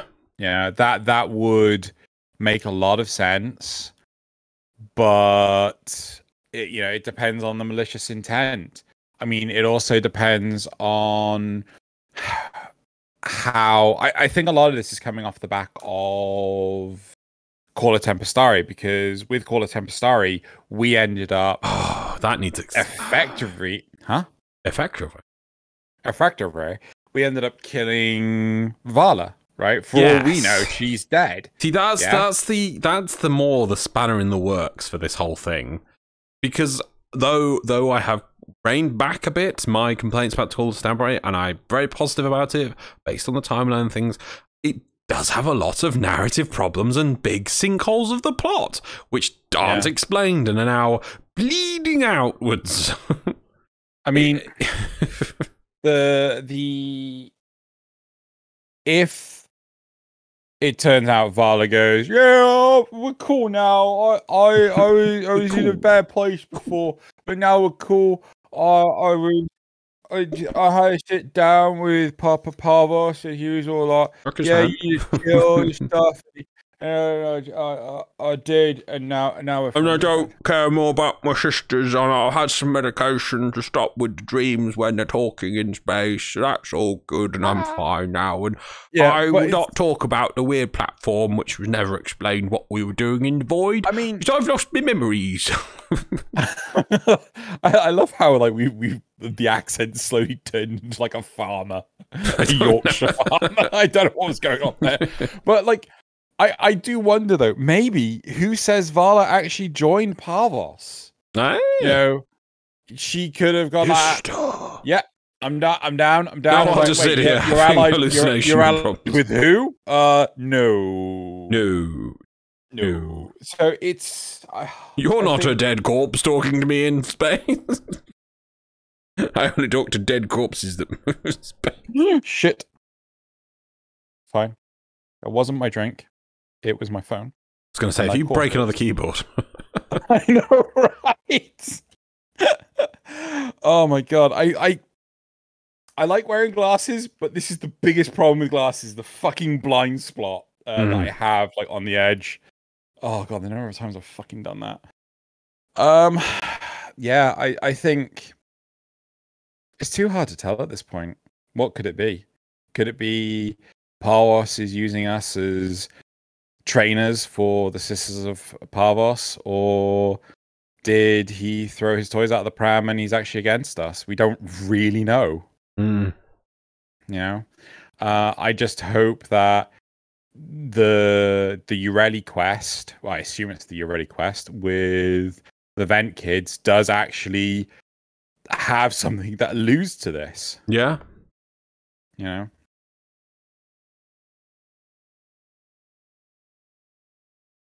Should we go to the replies?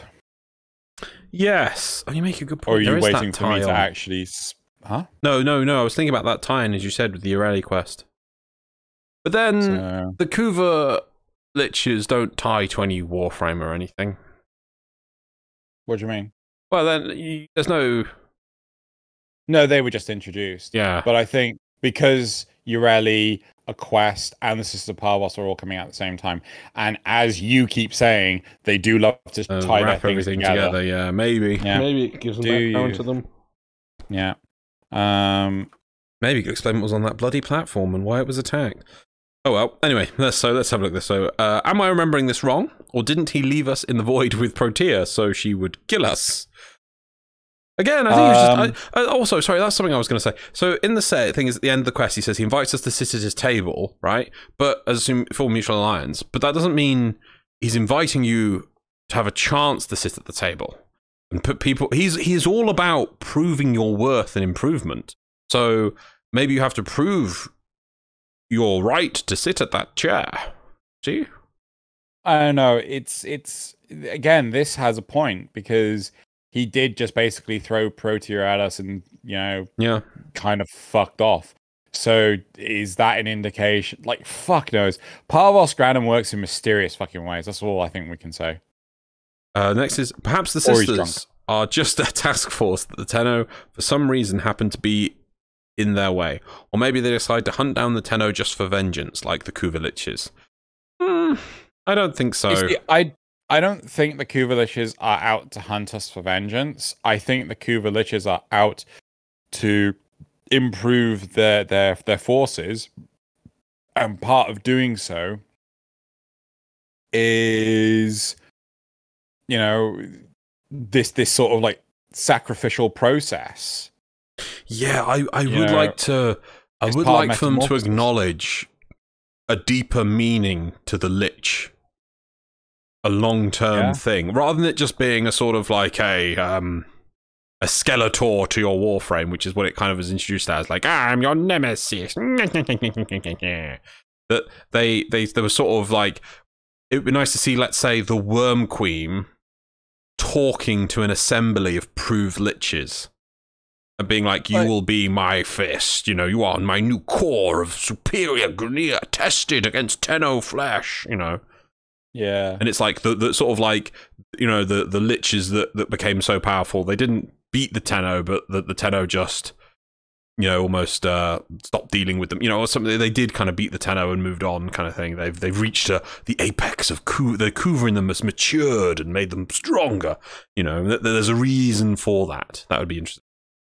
Even if it just turns out that the reason why is so that they make more Kuva, because the Kuva, the Worm Queen then just kills them and extracts them. It would be interesting. It would be I mean, I think one of the issues that we have is that there's no way to not win at a Lich, because you've already proven, even after a year and a half of letting that thing do whatever the fuck it wants. Yeah. You don't lose out.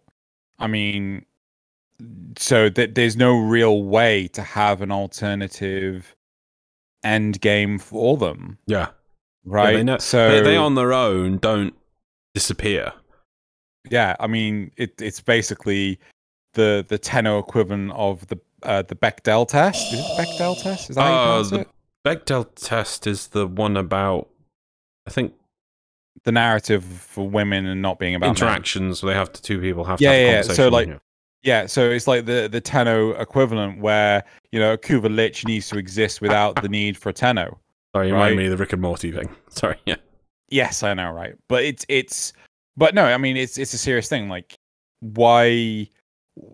What is the end game of the Liches? What is the end game of the Sisters of Parvos? Like, we just don't know. See, this is the kind of thing that would be cool if they added into the game. Okay, right? Yeah. Your Lich has a timer. If you don't kill it within 30 days, it will leave. Yeah? Right? You with me? Right. No. But there's a either in your profile or a global method which then adds it says like Lich Master. It goes 1. Doesn't say anything else. Tallies up Lich Master. So I want to adapt this. Okay. I want to say a day. Yeah. But day only while you're online. It only counts down while you're online. Oh, so you have an in-game day to kill them? Yes. But maybe 2 days. I don't know. Maybe. Well, I mean, like, people can maybe 2 days, maybe, you know, but the whole point is that if we say a month, well, what happens if someone's away for that period of time? Or what if... Fair. Yeah, okay, I'll give you that, yeah. Well, that's why I said a month, you know. I don't know, also that's kind of... Because even if... my point is that even if you don't do anything with that number, it would still be that it is being counted. And it means something. Might never get used, but... means something. Yeah. You know, the Liches have some other nefarious purpose that's happening out there. And no, I'm totally down for what you're saying. Hell, I mean, I'd like it if the Lich would periodically sort of like message you, just go, do you remember me? Yeah. Here's a kill squad. Yeah, well, you were against kill squads last week. Yeah, well, I mean, let's get to the graphs at some point, and then fucking go over that. Right, should we go to replies then? Oh, we are on the replies. We're already on the replies. Let's move on. What was the last one I did? I can't remember now. Oh, no, the second one, right. All corpus are ambitious by nature, but where Neff is the tactless grifter, analog of capitalism. No, I want to change that. I'm sorry. I don't mean to be mean and things, but crony capitalism. It's crony capitalism. Capitalism isn't bad by itself. It's crony capitalism. What is crony capitalism? Well, what are cronies? I don't know. Well, let me have a. Should we not try and let's go for a definition, shall we? Crony. Yeah. Have you started playing something by accident? Huh? Have you started playing something by accident? No. What's why? The headphone audio. It was. Just it's probably picking up my keyboard. Oh, okay. Right, so crony capitalism is an economic system characterized by close, mutually advantageous relationships between business leaders and government officials. Right. So the fat cat's at the top, which is, the board and things, and it's all just for their benefit. Right. That's interesting. Cool. I'll have to mute this now as well. Oh no, I've lost everything. No, come back. There we go. Right, so I didn't realize that keyboard made noise. Okay, I'll have to change that next time. Sorry for everyone hearing the pick sounds. Yes, so, because I don't want to go and drag into a stupid thing, but simply to point out, I know it's capitalism isn't perfect. No system is perfect, but no other system has fed more people in the world and actually created places that have obesity crises. That's just ridiculous. I want to get this correct. Post energy scarcity capitalism. Yes. That's Star Trek.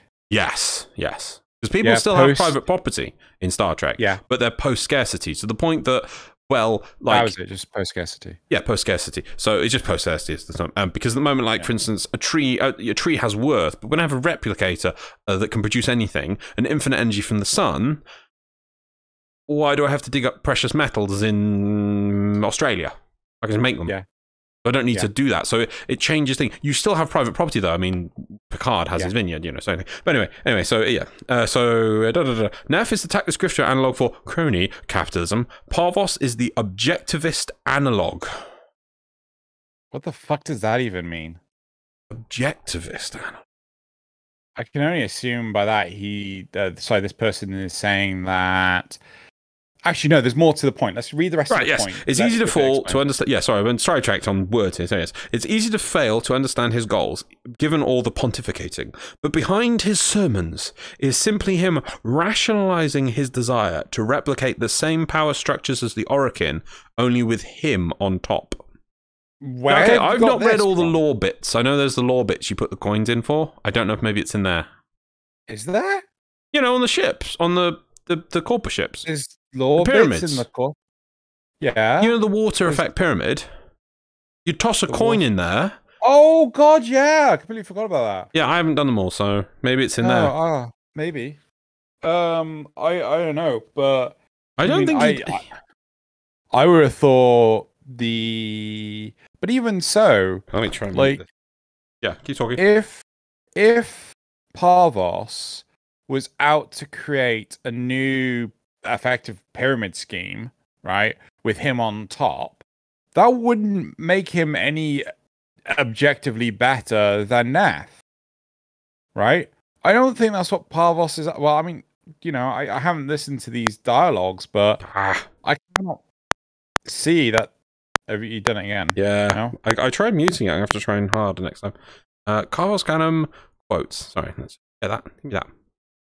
Yes, right. So I wanted to see some of his quotes. I don't remember him being all about like, pyramid schemes. Yeah. My name. I've watched you. Monuments to narcissism, manning others sweat in your stead, gorging upon which you have not earned. Watched as you claim for yourself my teachings of self-reliance, perverting them into a flaccid philosophy of sloth, of idleness. Is that you, my son? So it's, his self-reliance is not him putting himself on top of the, You know nothing, falling short as you do of every ideal that I value. Your words, your efforts are a model of inadequacy. I call you Nefanu, but I do not need you. I need them. Okay, you're talking about the Tenno. Keep going. Some doors ought to remain closed. That's not in my worldview. Fire, fusion, void, progress always comes entangled with risks. Sorry. That's not in my worldview. Fire, fusion, void. Progress always comes entangled with risk, with violence. With the pressure sample obtained, development is accelerating. The Entrati have kept their secrets long enough. I'm calling it the Spectre particles. My Archimedes explains mimicry is in its nature. An echo exposed to precept circuits will be able to imprint behaviors like an infant mirroring her surrogate. Only this infant can set the world on fire. The palace birds think they can control us. They hit our research site with Warframe assaulting. Sorry, no. Could you? Is this all part of the same one? This is all his quotes from the quest. No. The one about mimicking. I'm calling it Spectre particle as my community explained. Mimicry is in its nature. An echo exposed to precept circuits. We're able to imprint behaviors like an infant mirroring her surrogate. Only this infant can set the world on fire. Sentience? No. He's talking about the Spectre particle. What the fuck is the Spectre particle? Oh, the actual. No, wait. As in the specters that we clone? Yeah, the specters. In the void, the floaty people. Oh. Okay. Yeah, yeah. Keep going. The sister, so there's not much more. There's that thing saying about it, but then there's this bit. So the sister, what's he said about it? By now your friends have noticed that overloading the engines are preventing the exits you opened for my captives from closing. Well done and goodbye. Enjoy your stay. The system shall change. No more clutching at sunk costs, imposed ideals, hand-me-down hopes. No, we are better than that. The corpus shall know a violent restructuring, but with time enough to face the impending threats from Tau with renewed and absolute vigor. Or not. Perhaps the rot is too deep. Perhaps the father should abandon his children. Perhaps it is time for a new philosophy. Life's just a bargain like any other. Yours is no different. Would you like a seat at my new table? Perhaps with your masked friends alongside. The business, was it? A curious name. And Yudico too, of course. All people know what they want. I know what they want. But what about you? Tell me, friend, what is it you desire? I could have done that better. Sorry, I was trying to read it while doing it, instead of just going with it. It wasn't trying to do the best. I could have done better. But yeah, so it doesn't. He's not looking to put himself on top of anything. He's looking to. That's that last bit. That's from the answer phone email thing. Yeah, the whole thing was the answer. Sends us. Yeah. So that's all his lines. There's nothing about him putting himself on top of a new Orican empire. Yeah, no, I completely agree with you. So yeah, okay. Should we go to the last reply? I think it's more likely he's going to send the sisters to take resources from other Corpus regions and the Grenier, and we fight them to keep the peace. In fact, yeah, looking at that again, as he says about a new philosophy, maybe that's what he's trying to do. He's not trying. Maybe the sisters, he's trying to make a new force, a new, from the ground up, that his troops, his people around him that he's surrounding himself with will be these sisters who will prove themselves independent and self-reliant and capable, and how is he going to beat the threat from Tau? Well, he's going to need troops that can compare with them. What compares with the sentient? A warframe can beat a sentient. Right, so pit them against the warframes to make them stronger. Yeah. That's a possibility. Yeah. Right. I think we're done with this topic. I think we are done with this topic. Let's round this off. So it's still interesting. I do like it. It's a nice, interesting talk. Obviously, the Sisters of Parvos quest line will be explained, or the whole thing will be revealed or begun very soon. Maybe in the next few weeks, I guess. We're going to get this cool update. I can hardly wait. It looks really cool. But for now, that is it for this discussion and this topic. So Xeno will round us off. Cool. So moving on to the graphs. I think it's 210. 210. Cool. Right. So graph 1. Graph 1. Let me just pull them up. Oh, over here. Okay. Interesting. Right. So first, so last week one of the topics was Warframe. Is a great game, late game, but a bad one, early game. right? And I very much disagreed with this.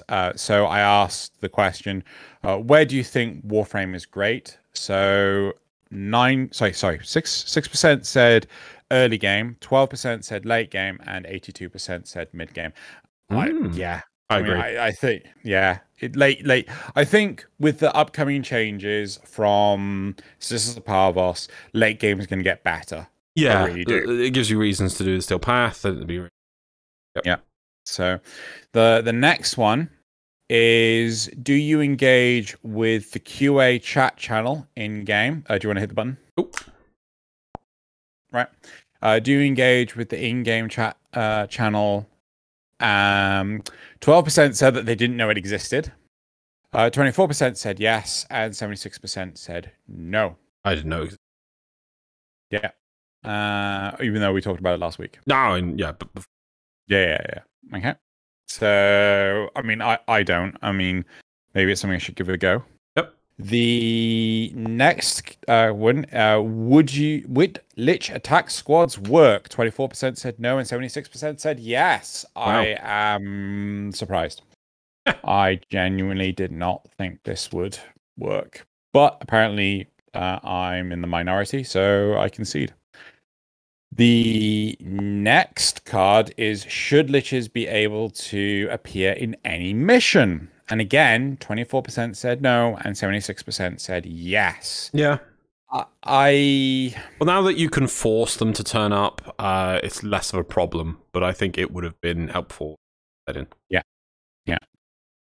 And then I asked for short responses as to ways to make liches great again. Okay. Right. So that you can turn off the graphs. I'm just going to do some of these. Making them more interactive would be great. Like having it focus on range combat when facing a melee-focused opponent instead of making them damage sponges that need specific parazons. The parazons isn't the actual fight, you know. Yeah, I'm interested in the combat interactions as suggested, but I think the parazons should really stay the same. Yeah, I think by increasing interaction between player and lich, the length and lengthening the lifespan of the lich while increasing rewards appropriately. Example, higher percentage on weapons. Ooh, I think that's dangerous territory because I mean, look at the Kuvan Nukel. So, but I'm to be fair though, I am all for the idea of having higher level liches, though I'm not entirely sure if that's what was meant or implied. Add a chance for blueprint rewards for things like catalyst and reactor potatoes. They need rewards that give you a reason to replay them, liches. I'm on board for that. I'm on board for that kind of thing as well. It's one of these things of like,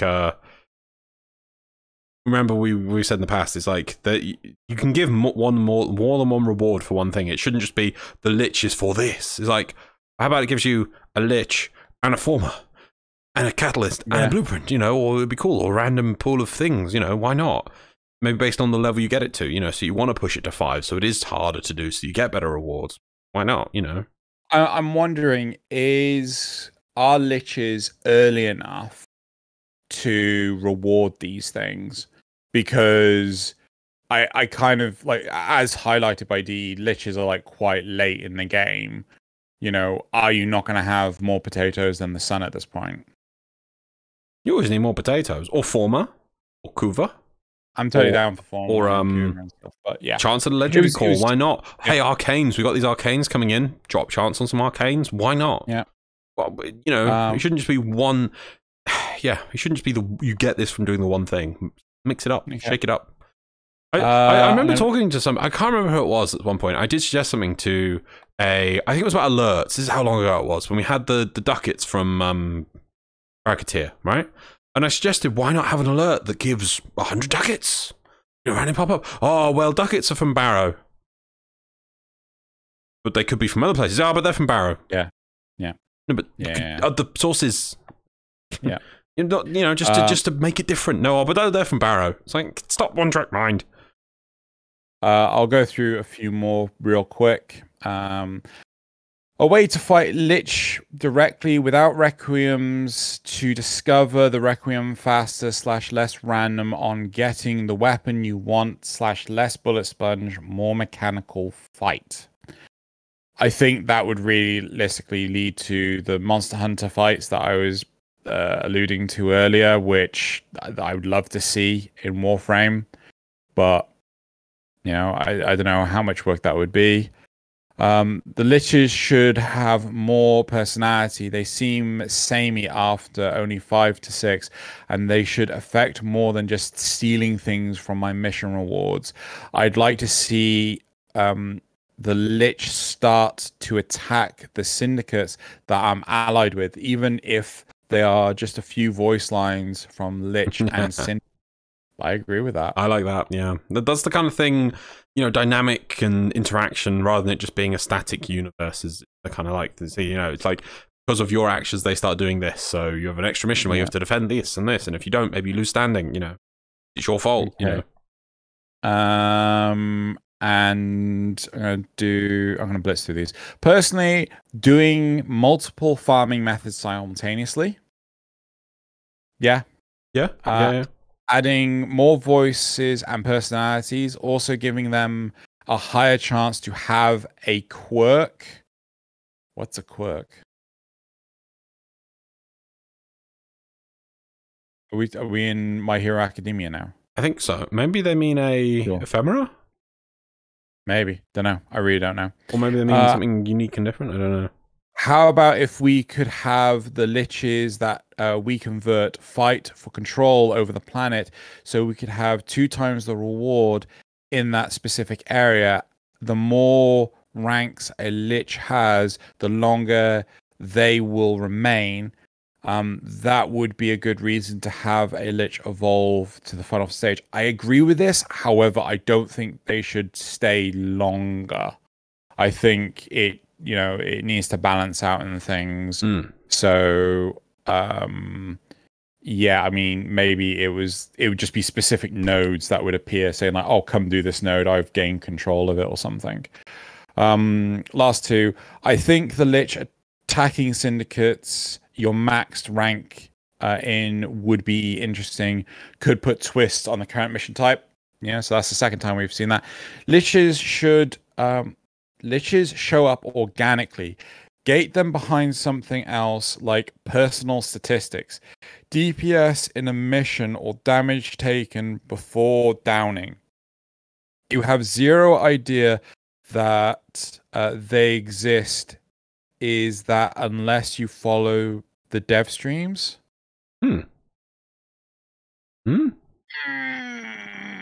So basically they're saying that players don't know they exist unless you've watched the dev streams. I kind of understand where you're coming with this, but the showing up organically thing, that is the thing I bloody detest from Shadow of Mordor.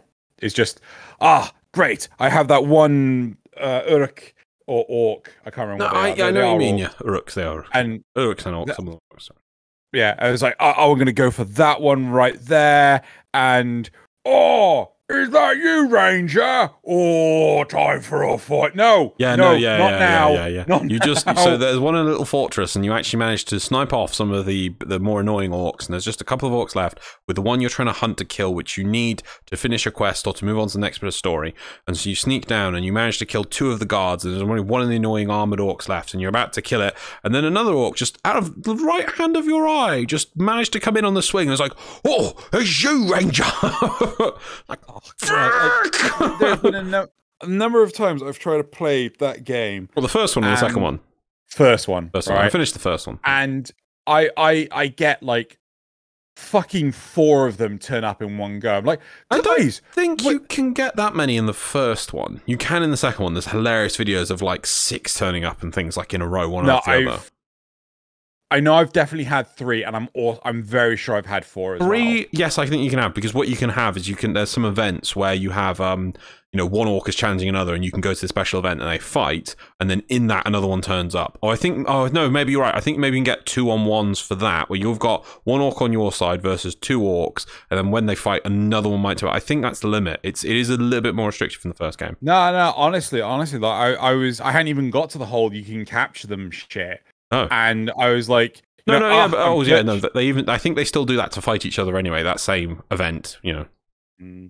Anyway, regardless, I just kind of wish that it was a bit more conscious of the shit I was doing. But I like that because it means it's not a No, the thing I'll tell you why I hated it is that it's limited in its system. But I like that it's more of an organic world. Is that maybe the orc was on patrol and goes, oh, there's the ranger, and they charge into fight, and that you know, you weren't considering their actions, and they snuck up on you because they were like, oh, they'll sneak up on you. It's not a static theme park where everyone is set in their set positions. I really want to like get evidence of this happening, but the sheer problem with that means I have to play that fucking game again. I really don't want to. Right. I mean, the thing I hate about the game is the story is done very poorly at the start, the way it introduces it. It just kind of dumps you in it. And I'm like, what? But aren't you going to explain the ghost and everything? Oh, no, you kind of do that later. The other thing is it has, like, in the first game, it is like your nemesis, your real nemesis. And it's like one orc that keeps coming back even after you kill it. But the thing is, though, I killed it so many times at the start, like 8 times in a row at the start, when I was still very early on, that I never saw him again because it was permanently dead. And then at the end of the game, after I'd spent like 7 hours of play, it's like, and this is your nemesis. I'm like, I killed you when I was like a toe rag. You're nothing to me. You're not my nemesis. Those other orcs over there were big and tough, and it was really hard because they were immune to just about everything. You were nobody. You're not my nemesis. I haven't seen you in ages. You know, because it was very limited in the way it determined what your nemesis was. It was like, go away. I killed him in like 2 seconds. I was like, that was worth it, and moved on. It was stupid. Yeah. Anyway, and this is what people want the game to aspire to. Right, there was some it. Yes, sorry, move on. That's it for the graphs. Let's move on to the supporter questions. So first we have Zrugel. Before we start the supporter questions, I'm going to ask everyone to make sure you are subscribed to the channel, like the video, and share it if you can. It really does help. So yeah, so sharing the video, please, if you've got anyone who knows about Warframe, give them a share. Maybe we'll be able to give them a discussion, and maybe we'll enrage them, and they'll be like, I need to tell these 2 British pompous fools what's what, and then they'll write a description in the video, and then I will read it, and then it'll come back, and it'll be a glorious cycle of communication. Beautiful. Right. My Discord's just messed up. I think I've closed the window. Xeno, can you distract the audience while I get it back? Or you could just hit pause. Right, got it back. I think, Xeno, are these last week's questions? Are these last week's? I think No, these are the right ones. Thalium's name isn't made out of silly squiggles. Remember? Frickin' squiggles. Yeah. Now, Thalian asks, a quick bit of speculation for you both. Many players are discussing Ureli's kit. And while the question was raised... Weren't you going to ask Zugel's question, the actual question? You didn't read these, did you? No? No. Moving on. Many players are discussing Ureli's kit, and while the question was raised about being able to move around fast with accurate and recreate a World on Fire result, the consensus does seem to respond with, but World on Fire didn't scale up. And yet we have another frame that does scale up with an ability remarkably similar to Ureli's, which is Gara's Splinter Storm. Since Splinter Storm can scale up infinitely, do you think that sets a precedence for Ureli to be able to have a damage ability that's poor at base, but scales to be a much better damage dealer over time at using ability combos? Ooh. Because I completely zoned out after Loz hinting at me to go read the actual questions themselves, I'm just going to say well done, yes. Chaps. Well done. Yes, and World on Fire is bad. It's like, can you distract to the audience while I get to... You can just pause. It's like, what? You could! I could. I didn't realise that's what he actually wrote. Well, no, I God changed damn it a bit Google. because it says, "Oh crap! I accidentally closed the window I was reading the supporter questions from." Like, I went for the spirit of the thing because I know that I probably wouldn't say "Oh crap." You'd probably be like, "Loz doesn't say oh crap." You'd say like "bloody hell" or something, but "Oh crap, no way, no way, there, chap." That's just not British enough.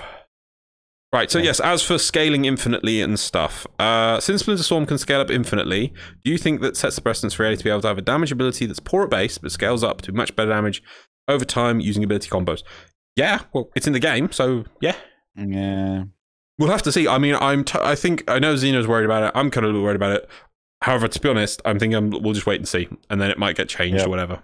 We have to, because more than just, even if the world on fireness of it is rather limited, just the maneuverability could mean that you just spend the whole time on the K drive, just focused on moving the K drive through the mission as quick as possible, and not, just spread the world on fire. Because the thing with world on fire is they made it that it shrunk in radius, which limited your ability to spread it. But if you're a K drive, that's the bigger issue. Anyway, Thalian also says, from running with a Kavat for the longest time, if Xeno were to change to another companion, which one do you think it would be the most useful? To be clear, I do not want you to consider what the other companions actually do.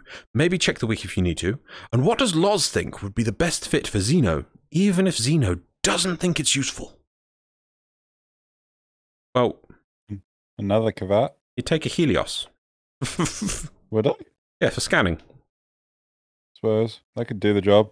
Yeah, if you had to use, it's not a cat. Yes. What happens if all the Kavats died? Then I'd be really sad. Yep. And then you'd take a vampire Kavat? I'll probably take Carrier because it has the ammo conversion. You don't really. That's not. It's not that good anymore. That because you are aware all guns have a slot. Extra slot. Yeah, which you can put.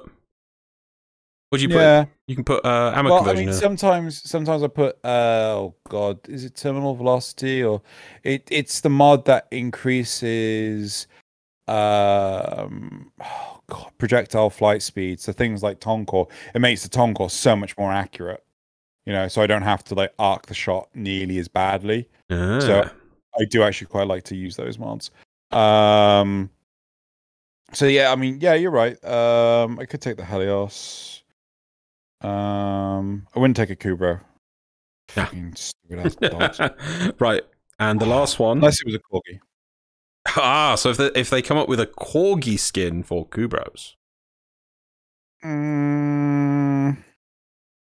you would also have to have the animate, like the happy, like animations as well. But yes, I think that'd be easier to get than the skin. Yeah, right. Probably. Osadax says, "Do you have a favorite guilty pleasure movie?" I normally say The Core. But I say The Core so often, I'm going to choose Galaxy Quest. Mine is my pizza film, which is, what was it called? Do you remember the trains? With Denzel Washington? Trains? I told you about it at the time. Like Non-Stop? Unstoppable?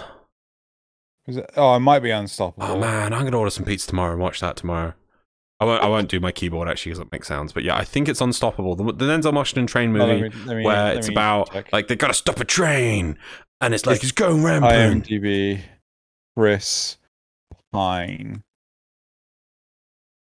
That's my favorite film. I don't know. I think okay, right. The reason why I like this film is I think I got it free from some Pringles. Right, there was one of those things you collect some Pringles lids and you get a free film on YouTube. Yeah. I got it free on YouTube, and then I just ordered a pizza. I was like, I'm just gonna sit and watch this film. I can't remember what it was at the time. I think I was doing my PhD thesis or write-up or something, and I just watched the film. I had fun with the pizza, and it wasn't like grand over the top, like some sort of space opera or some fancy film. It was literally just two guys had to stop a train. They weren't the best heroes, so they tried their best, and it was it's like they had to stop a train because if it spilt, it would ruin a city or something. It was kind of small scale, but it was fun, and the action was there, and it started from a believable thing where it was a lazy guy who couldn't be able to couldn't be able to stop the train to change the signal. So he left the train running, got out to change the signal, but then was too fat or whatever to get back in the train, and so he was like, My train's gone.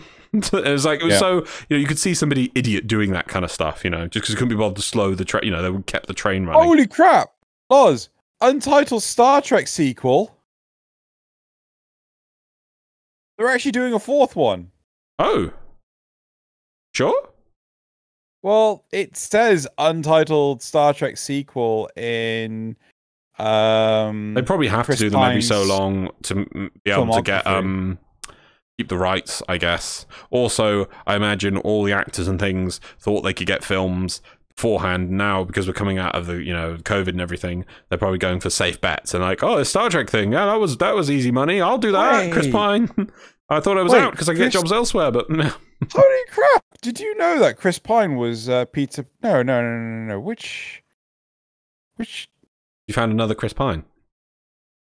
No, wait. Chris Pine is Peter Parker in Into the Spider-Verse. Really? The older one? Huh. No. I don't think he's the older one. I think he was the younger one, the one that died. Oh, maybe. Yeah, anyway. So, random shit. So, yeah, it also was Galaxy Quest, was it? I think, well, I normally say the core, but yeah, Galaxy Quest. There we go. Well. Right, well, that's it for the community supporter questions. Let's go to some comments from last week. Google. I was just typing that LOZ, one of the problems with liches and them being a true nemesis of the player is that we actually defeat them. I'd like to see gradual progress on my lich's empire. I'd like to see a lich building power and territory and show the player how each territory affords or benefits him/her. Lich owns Mars. Lich thralls gain 20% attack speed but lose 50% attack damage. I'd love to see an overhaul of the planetary resource extractors and let players have their own empire and have the lich interfere with that. Basically add some real-time resource management to the metagame. But really simple. I'm talking Cookie Clicker 1.0 here. I think we can go higher than that. I extremely like the idea of keeping a lich for a long time and having a story with them. And getting the weapon and loot rewards from breaking strongholds. I love the idea of liches, but there's a lot that can be done to the system. I actually like a lot of what was said here. My concern with, like, God, what was said before the whole Cookie Clicker 1.0 thing? Having them gain territory in an empire, and also get our own extractors be a different thing, so the liches attack our empire of all that. Yeah, the thing gets here is that it turns it. I'd love to sort out my videos. The solar system is a theme park. Everyone is in their set positions and they're all static, moving, ready for you to take that ride over there on Earth, take that ride on Venus.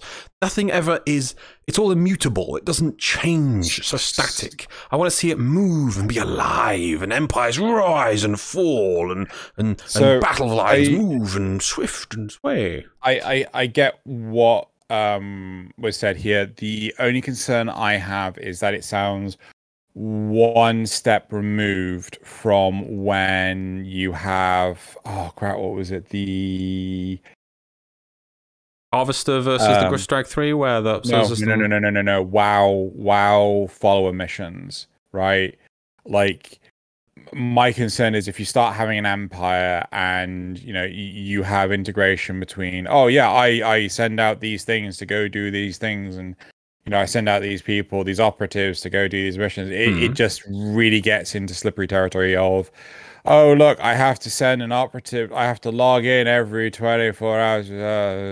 Honestly, no, but the thing is, there's easy things to do it. What you could do is there'd be missions that you can just tick a box that'll just keep doing that mission on repeat, or like a lesser missions. You can always be like, okay, I'll push them onto that. And like the extractors. I'm fine with that. Yeah. I'm fine with that. But the whole point is, it is one of the worst user experiences I find for World of Warcraft, and I would really not want to burden anyone with that. At the same time, I'd love to be able to do more with my Railjack team. No, I don't get me wrong. Yeah. I am 100% on board with you, right? I'm just saying it's a slippery slope to do a lazy solution. Right, fair enough. Moving on. Anarchy Gaming. Endgame can't be the best part of the game because Warframe doesn't have it. Okay, not wrong. You can leave it at you. Right, Bones the Wonderful, Bones, or Bones the Wonderful, who put a comment in both the main episode and a satellite episode. I caught it before we recorded, so we'll have both.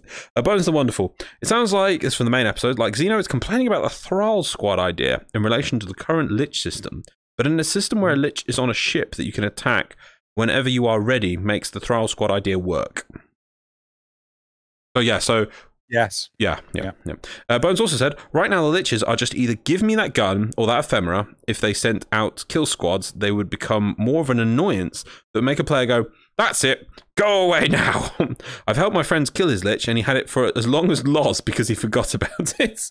I got bored of the same thing moaning at me like, I am here, adversary. I will come and kill you. No, you won't. It was just bloody adversary, you know. And the last reply... Not adversary, but adversary. Adversary, yeah. There was ads. Adversary. They were saying ads in a lyrical verse format. Yeah. Yes. Nico Muller, or Muller with umlauts. I'm not sure how you do that. Nico Muller? A simple fix that could help the Lich system is that they force you to go into the Lich mission instead of the Lich missions being an optional variant of the same mode. And after you did the Lich node 10 missions after or so, the Lich will take the node back. That way you would have an incentive to hunt it if you like a specific node on a planet after you on this planet after you cleaned the planet after you clean the planet, the Lich won't try to take that mission back. It would make much more sense and feel much more alive because the Lich would actually influence the World of Warframe than just being there not really doing anything. There's a bit of a grammar issue there, but yeah, so you have a planet and if you do a mission, you clear a node because you want that node back from the Lich, and then you keep doing that node, the Lich will eventually retake the node, and you have to do the Lich node to get rid of it. I think it's so that the Lich gets in your way, is what they're trying to do. But it doesn't make sense. But you're forced to do the Lich node. If you're still doing... What do you mean you're doing the Lich node? They were saying that if you clear off the planet, the Lich fucks off. But at the same time, right, when a Lich has a planet... and you go, I don't know, Cassini, is that a node? Right? You can't do normal Cassini until you do one run of the Lich. Yeah, but then if I do another 10 versions of Cassini, then the Lich takes it back. But I've just been doing 10 versions of Cassini. When the fuck did the Lich manage to take it back?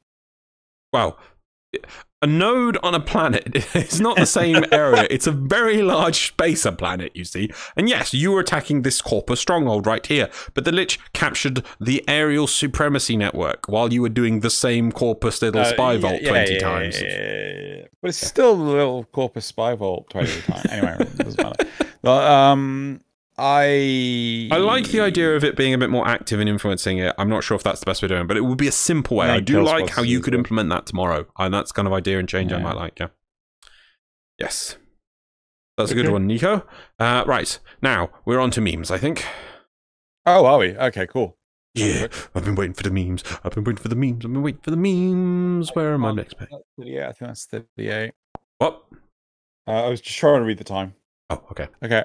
Right. So, yeah, right we're on to the memes. Okay. Question is, do I have the right memes? Yep, I have the right memes. Okay, go on. Okay, so the first meme is, what are those? When Corpus crewman's wearing his new Nikes to work. The fuck? I assume it's sort of bugged and it's trying to scan his shoes. So it's giving them a glow. Okay. Damn shoes, man. Yep. Number 2. So, meme number 2. Okay, what? Sorry. Okay, let me explain. So first of all, I forgot to do introduction. So all these memes, by the way, are from the r/meme frame subreddit. Do check them out on Reddit. Meme frame. Just put that in the search bar, and there is hilarious memes made on a daily basis for you to explore.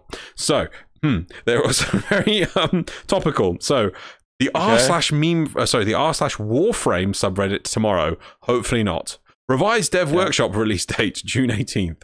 Hi Tenno, we are working away on the final touches for the Dev Workshop that outline all things melee, primary and secondary. We're just doing some reviews, tests before we put everything in place to share with you in written and video form. And so there's a guy saying, I think it's like saying, it's coming! And in the back it says, nerf, nerf, melee fucking dead, nerf, shitty band-aid mods, ree!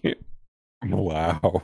Okay, yes. So this is a true psychic provision of the future for the R-frame subreddit circa now. We haven't checked, but that's definitely what the meme says. Meme number 3. Dog days summed up. Even right. Tenno, supreme masters of gun and blade. Lotus. Ooh. Can't aim with a fucking water gun. What the fuck? Oh, gross. So true. Right, meme number 4. And then everyone decides to extract either after 1 round or 5 seconds before the Kuva is done collecting. So, part 1. Someone activates the life support. Okay. Life support was already at 100%. They start running to the next life support module. You're in a T6 Kuva survival mission. I've actually watched Love is War. I don't know if it's worth watching. Is that it? I don't know what it's from, but I just like yeah, it's an anime called Love is War. It's really popular. Like, I see so many memes for it, but like, you know, I've never actually watched it. Okay, yep. Meme number 5. Yes. We were led astray. 30 seconds left. That was a fucking lie.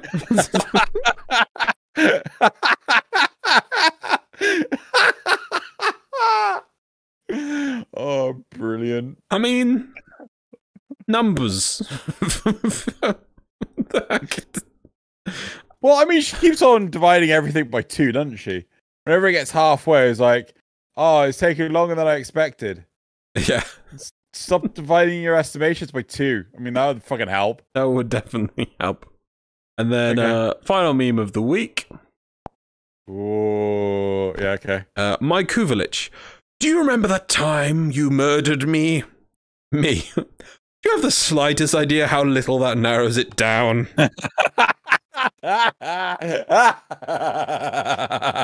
You know what this is from? Is that Justice League? No, you let me down. No, wait. It's Batman the Future Batman Future Man. Yeah. Batman Tomorrow. Do you remember his name? No. The villain's name? No, I don't remember at all. Do you remember the villain's name? I just remember that the episode was something to do with him and his daughter, and he was Toxic Waste Man or something. No, he's super radioactive. Yes, radioactive. His name is Blight.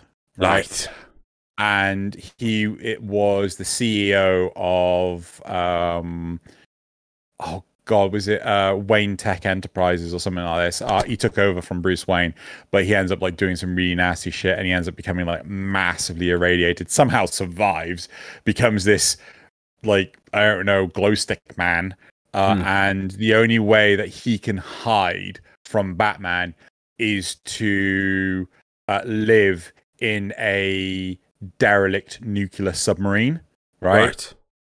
Because it's the only way he can mask his signature at all. Like, so he can't like go outside and things like this. So, but yeah, it's like it's pretty much the same mentality as like, you know, you killed like so as you know my father or some shit like this. Like, you have it out, that narrows it down. Yeah, don't you remember me? No. Yeah, well, my favorite one of these is always from the secret meme, Street Fighter meme, Street Fighter movie. Yeah, which meme? When it's the which Chun-Li says, "You killed my father, came into our town and killed my father." It's like, when the time Bison visited you and graced your lands, most important day of your life. For me, it was Tuesday. Right.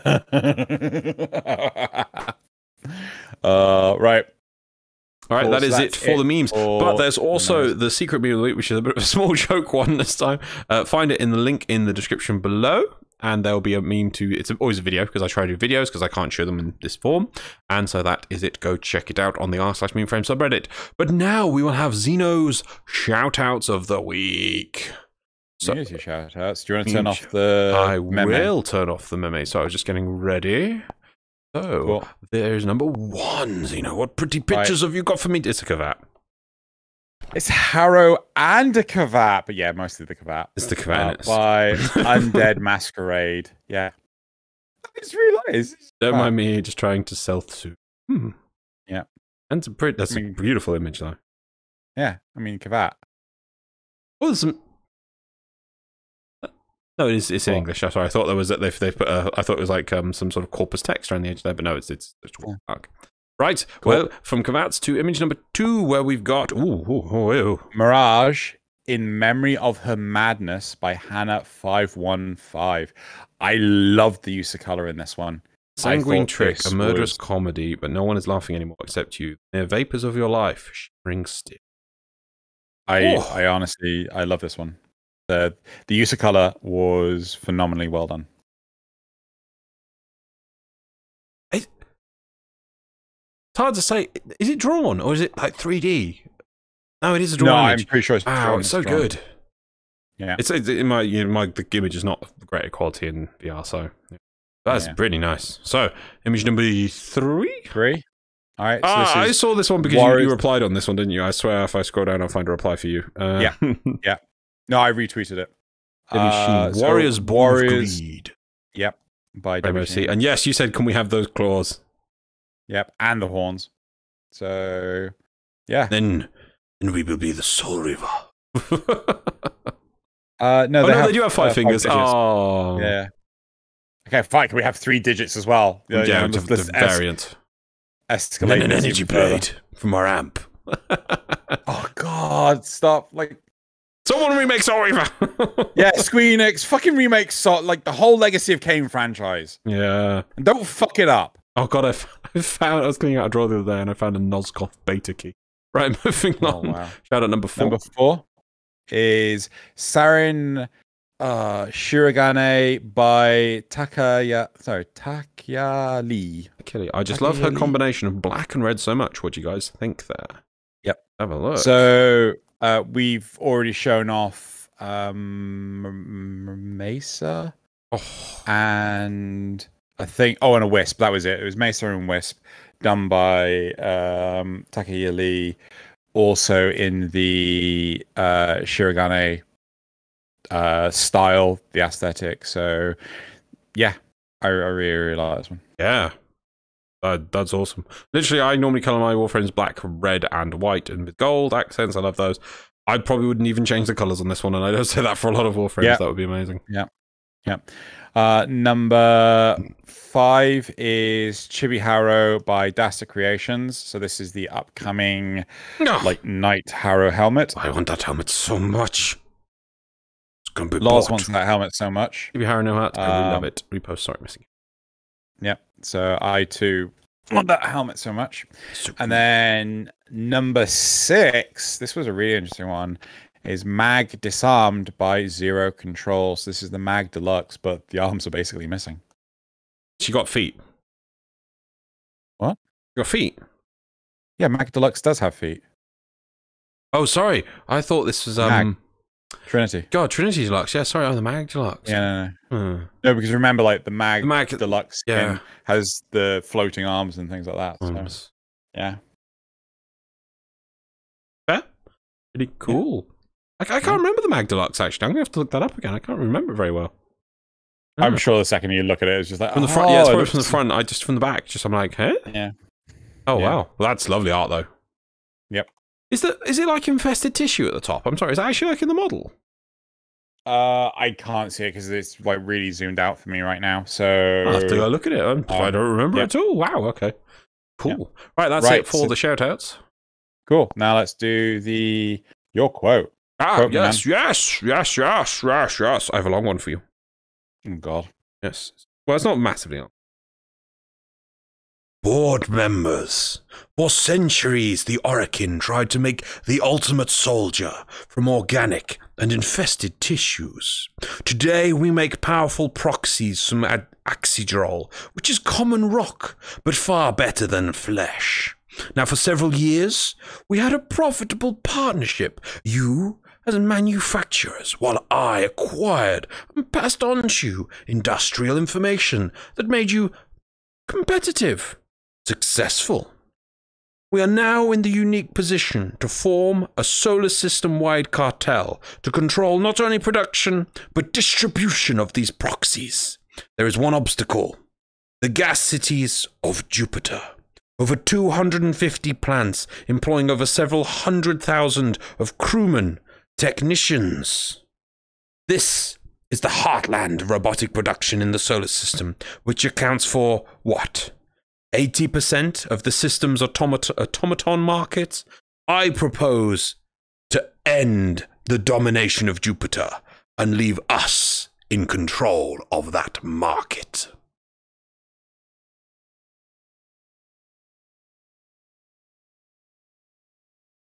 I got a funny feeling. I know. Okay.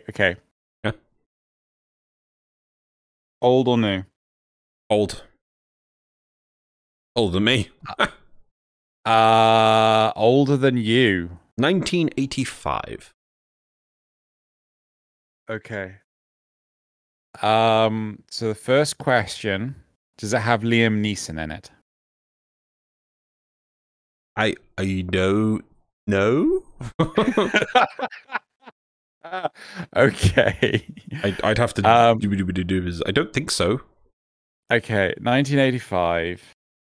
You have to be young. Hang on, I'll go look. But yeah. Is it? No. It's fine. So it's 1985.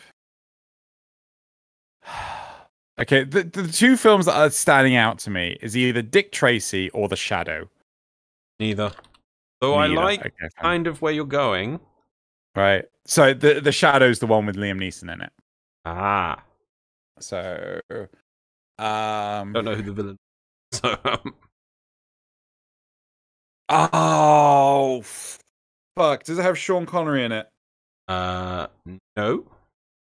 Damn it. I was thinking, I can't remember the name of the film. It's the villain, Christopher Walken. Christopher Walken? Yeah. 85? Ah. I didn't even know it was him. I'm gonna have to rewatch this.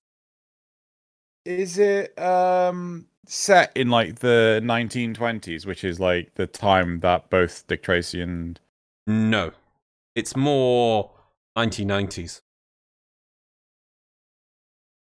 How could it be 1990s? It was 1985. Yeah, so it was set kind of like in the future. Futuristic.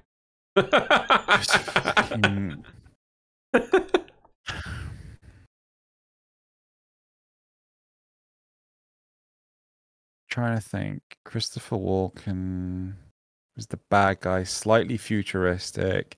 It wasn't like a dystopian future, was it? Fuck, Christopher Walken. It's a modern, sort of a real world setting, not fantasy, crazy sci-fi or anything. I don't know if I've seen this. You won't. You might not have seen it, but you know it's a film series. It's a film series. 1985. Christopher Walken. Bad guy. Bad guy film series. Is it the first one of the series? Oh, fucking hell. You want the original quote? Oh, wait. This isn't like The Godfather, is it? Nope. Oh, you want the original quote? Yeah. Gentlemen, for centuries, alchemists tried to make gold from base metals. Today, we make microchips from silicon, which is common sand, but far better than gold. Now, for several years, we've had a profitable partnership with US manufacturers while I acquired and passed on to you industrial information that made you competitive successful. We are now in the unique position to form an international cartel to control not only production but distribution of these microchips. There's only one obstacle: Silicon Valley in San Francisco. Over 250 plants employing thousands of scientists, technicians. This is the heartland of electronic production in the United States, which accounts for, 80% of the world microchip market? I propose to end the domination of Silicon Valley and leave us in control of that market. I haven't got a fucking clue. It is a James Bond, A View to a Kill. I haven't seen it. That's the, Yeah. Christopher Walken is the... I can't even do Christopher Walken, but he's the bad guy. Yep. Oh, well. James Bond, A View to a Kill. Cool. That was a good quote. It was good. I was scrolling down it, and the bottom was like, "Oh look, a villain is giving a speech about something. I am doing this. I don't care. It's a little bit longer than normal. It's brilliant. Why can't more villains give monologues? Because we need them." Yeah, no, it was really well done. It was really well transformed, and I get like the whole like cartel thing, but I was thinking like more like crime mobsters thing.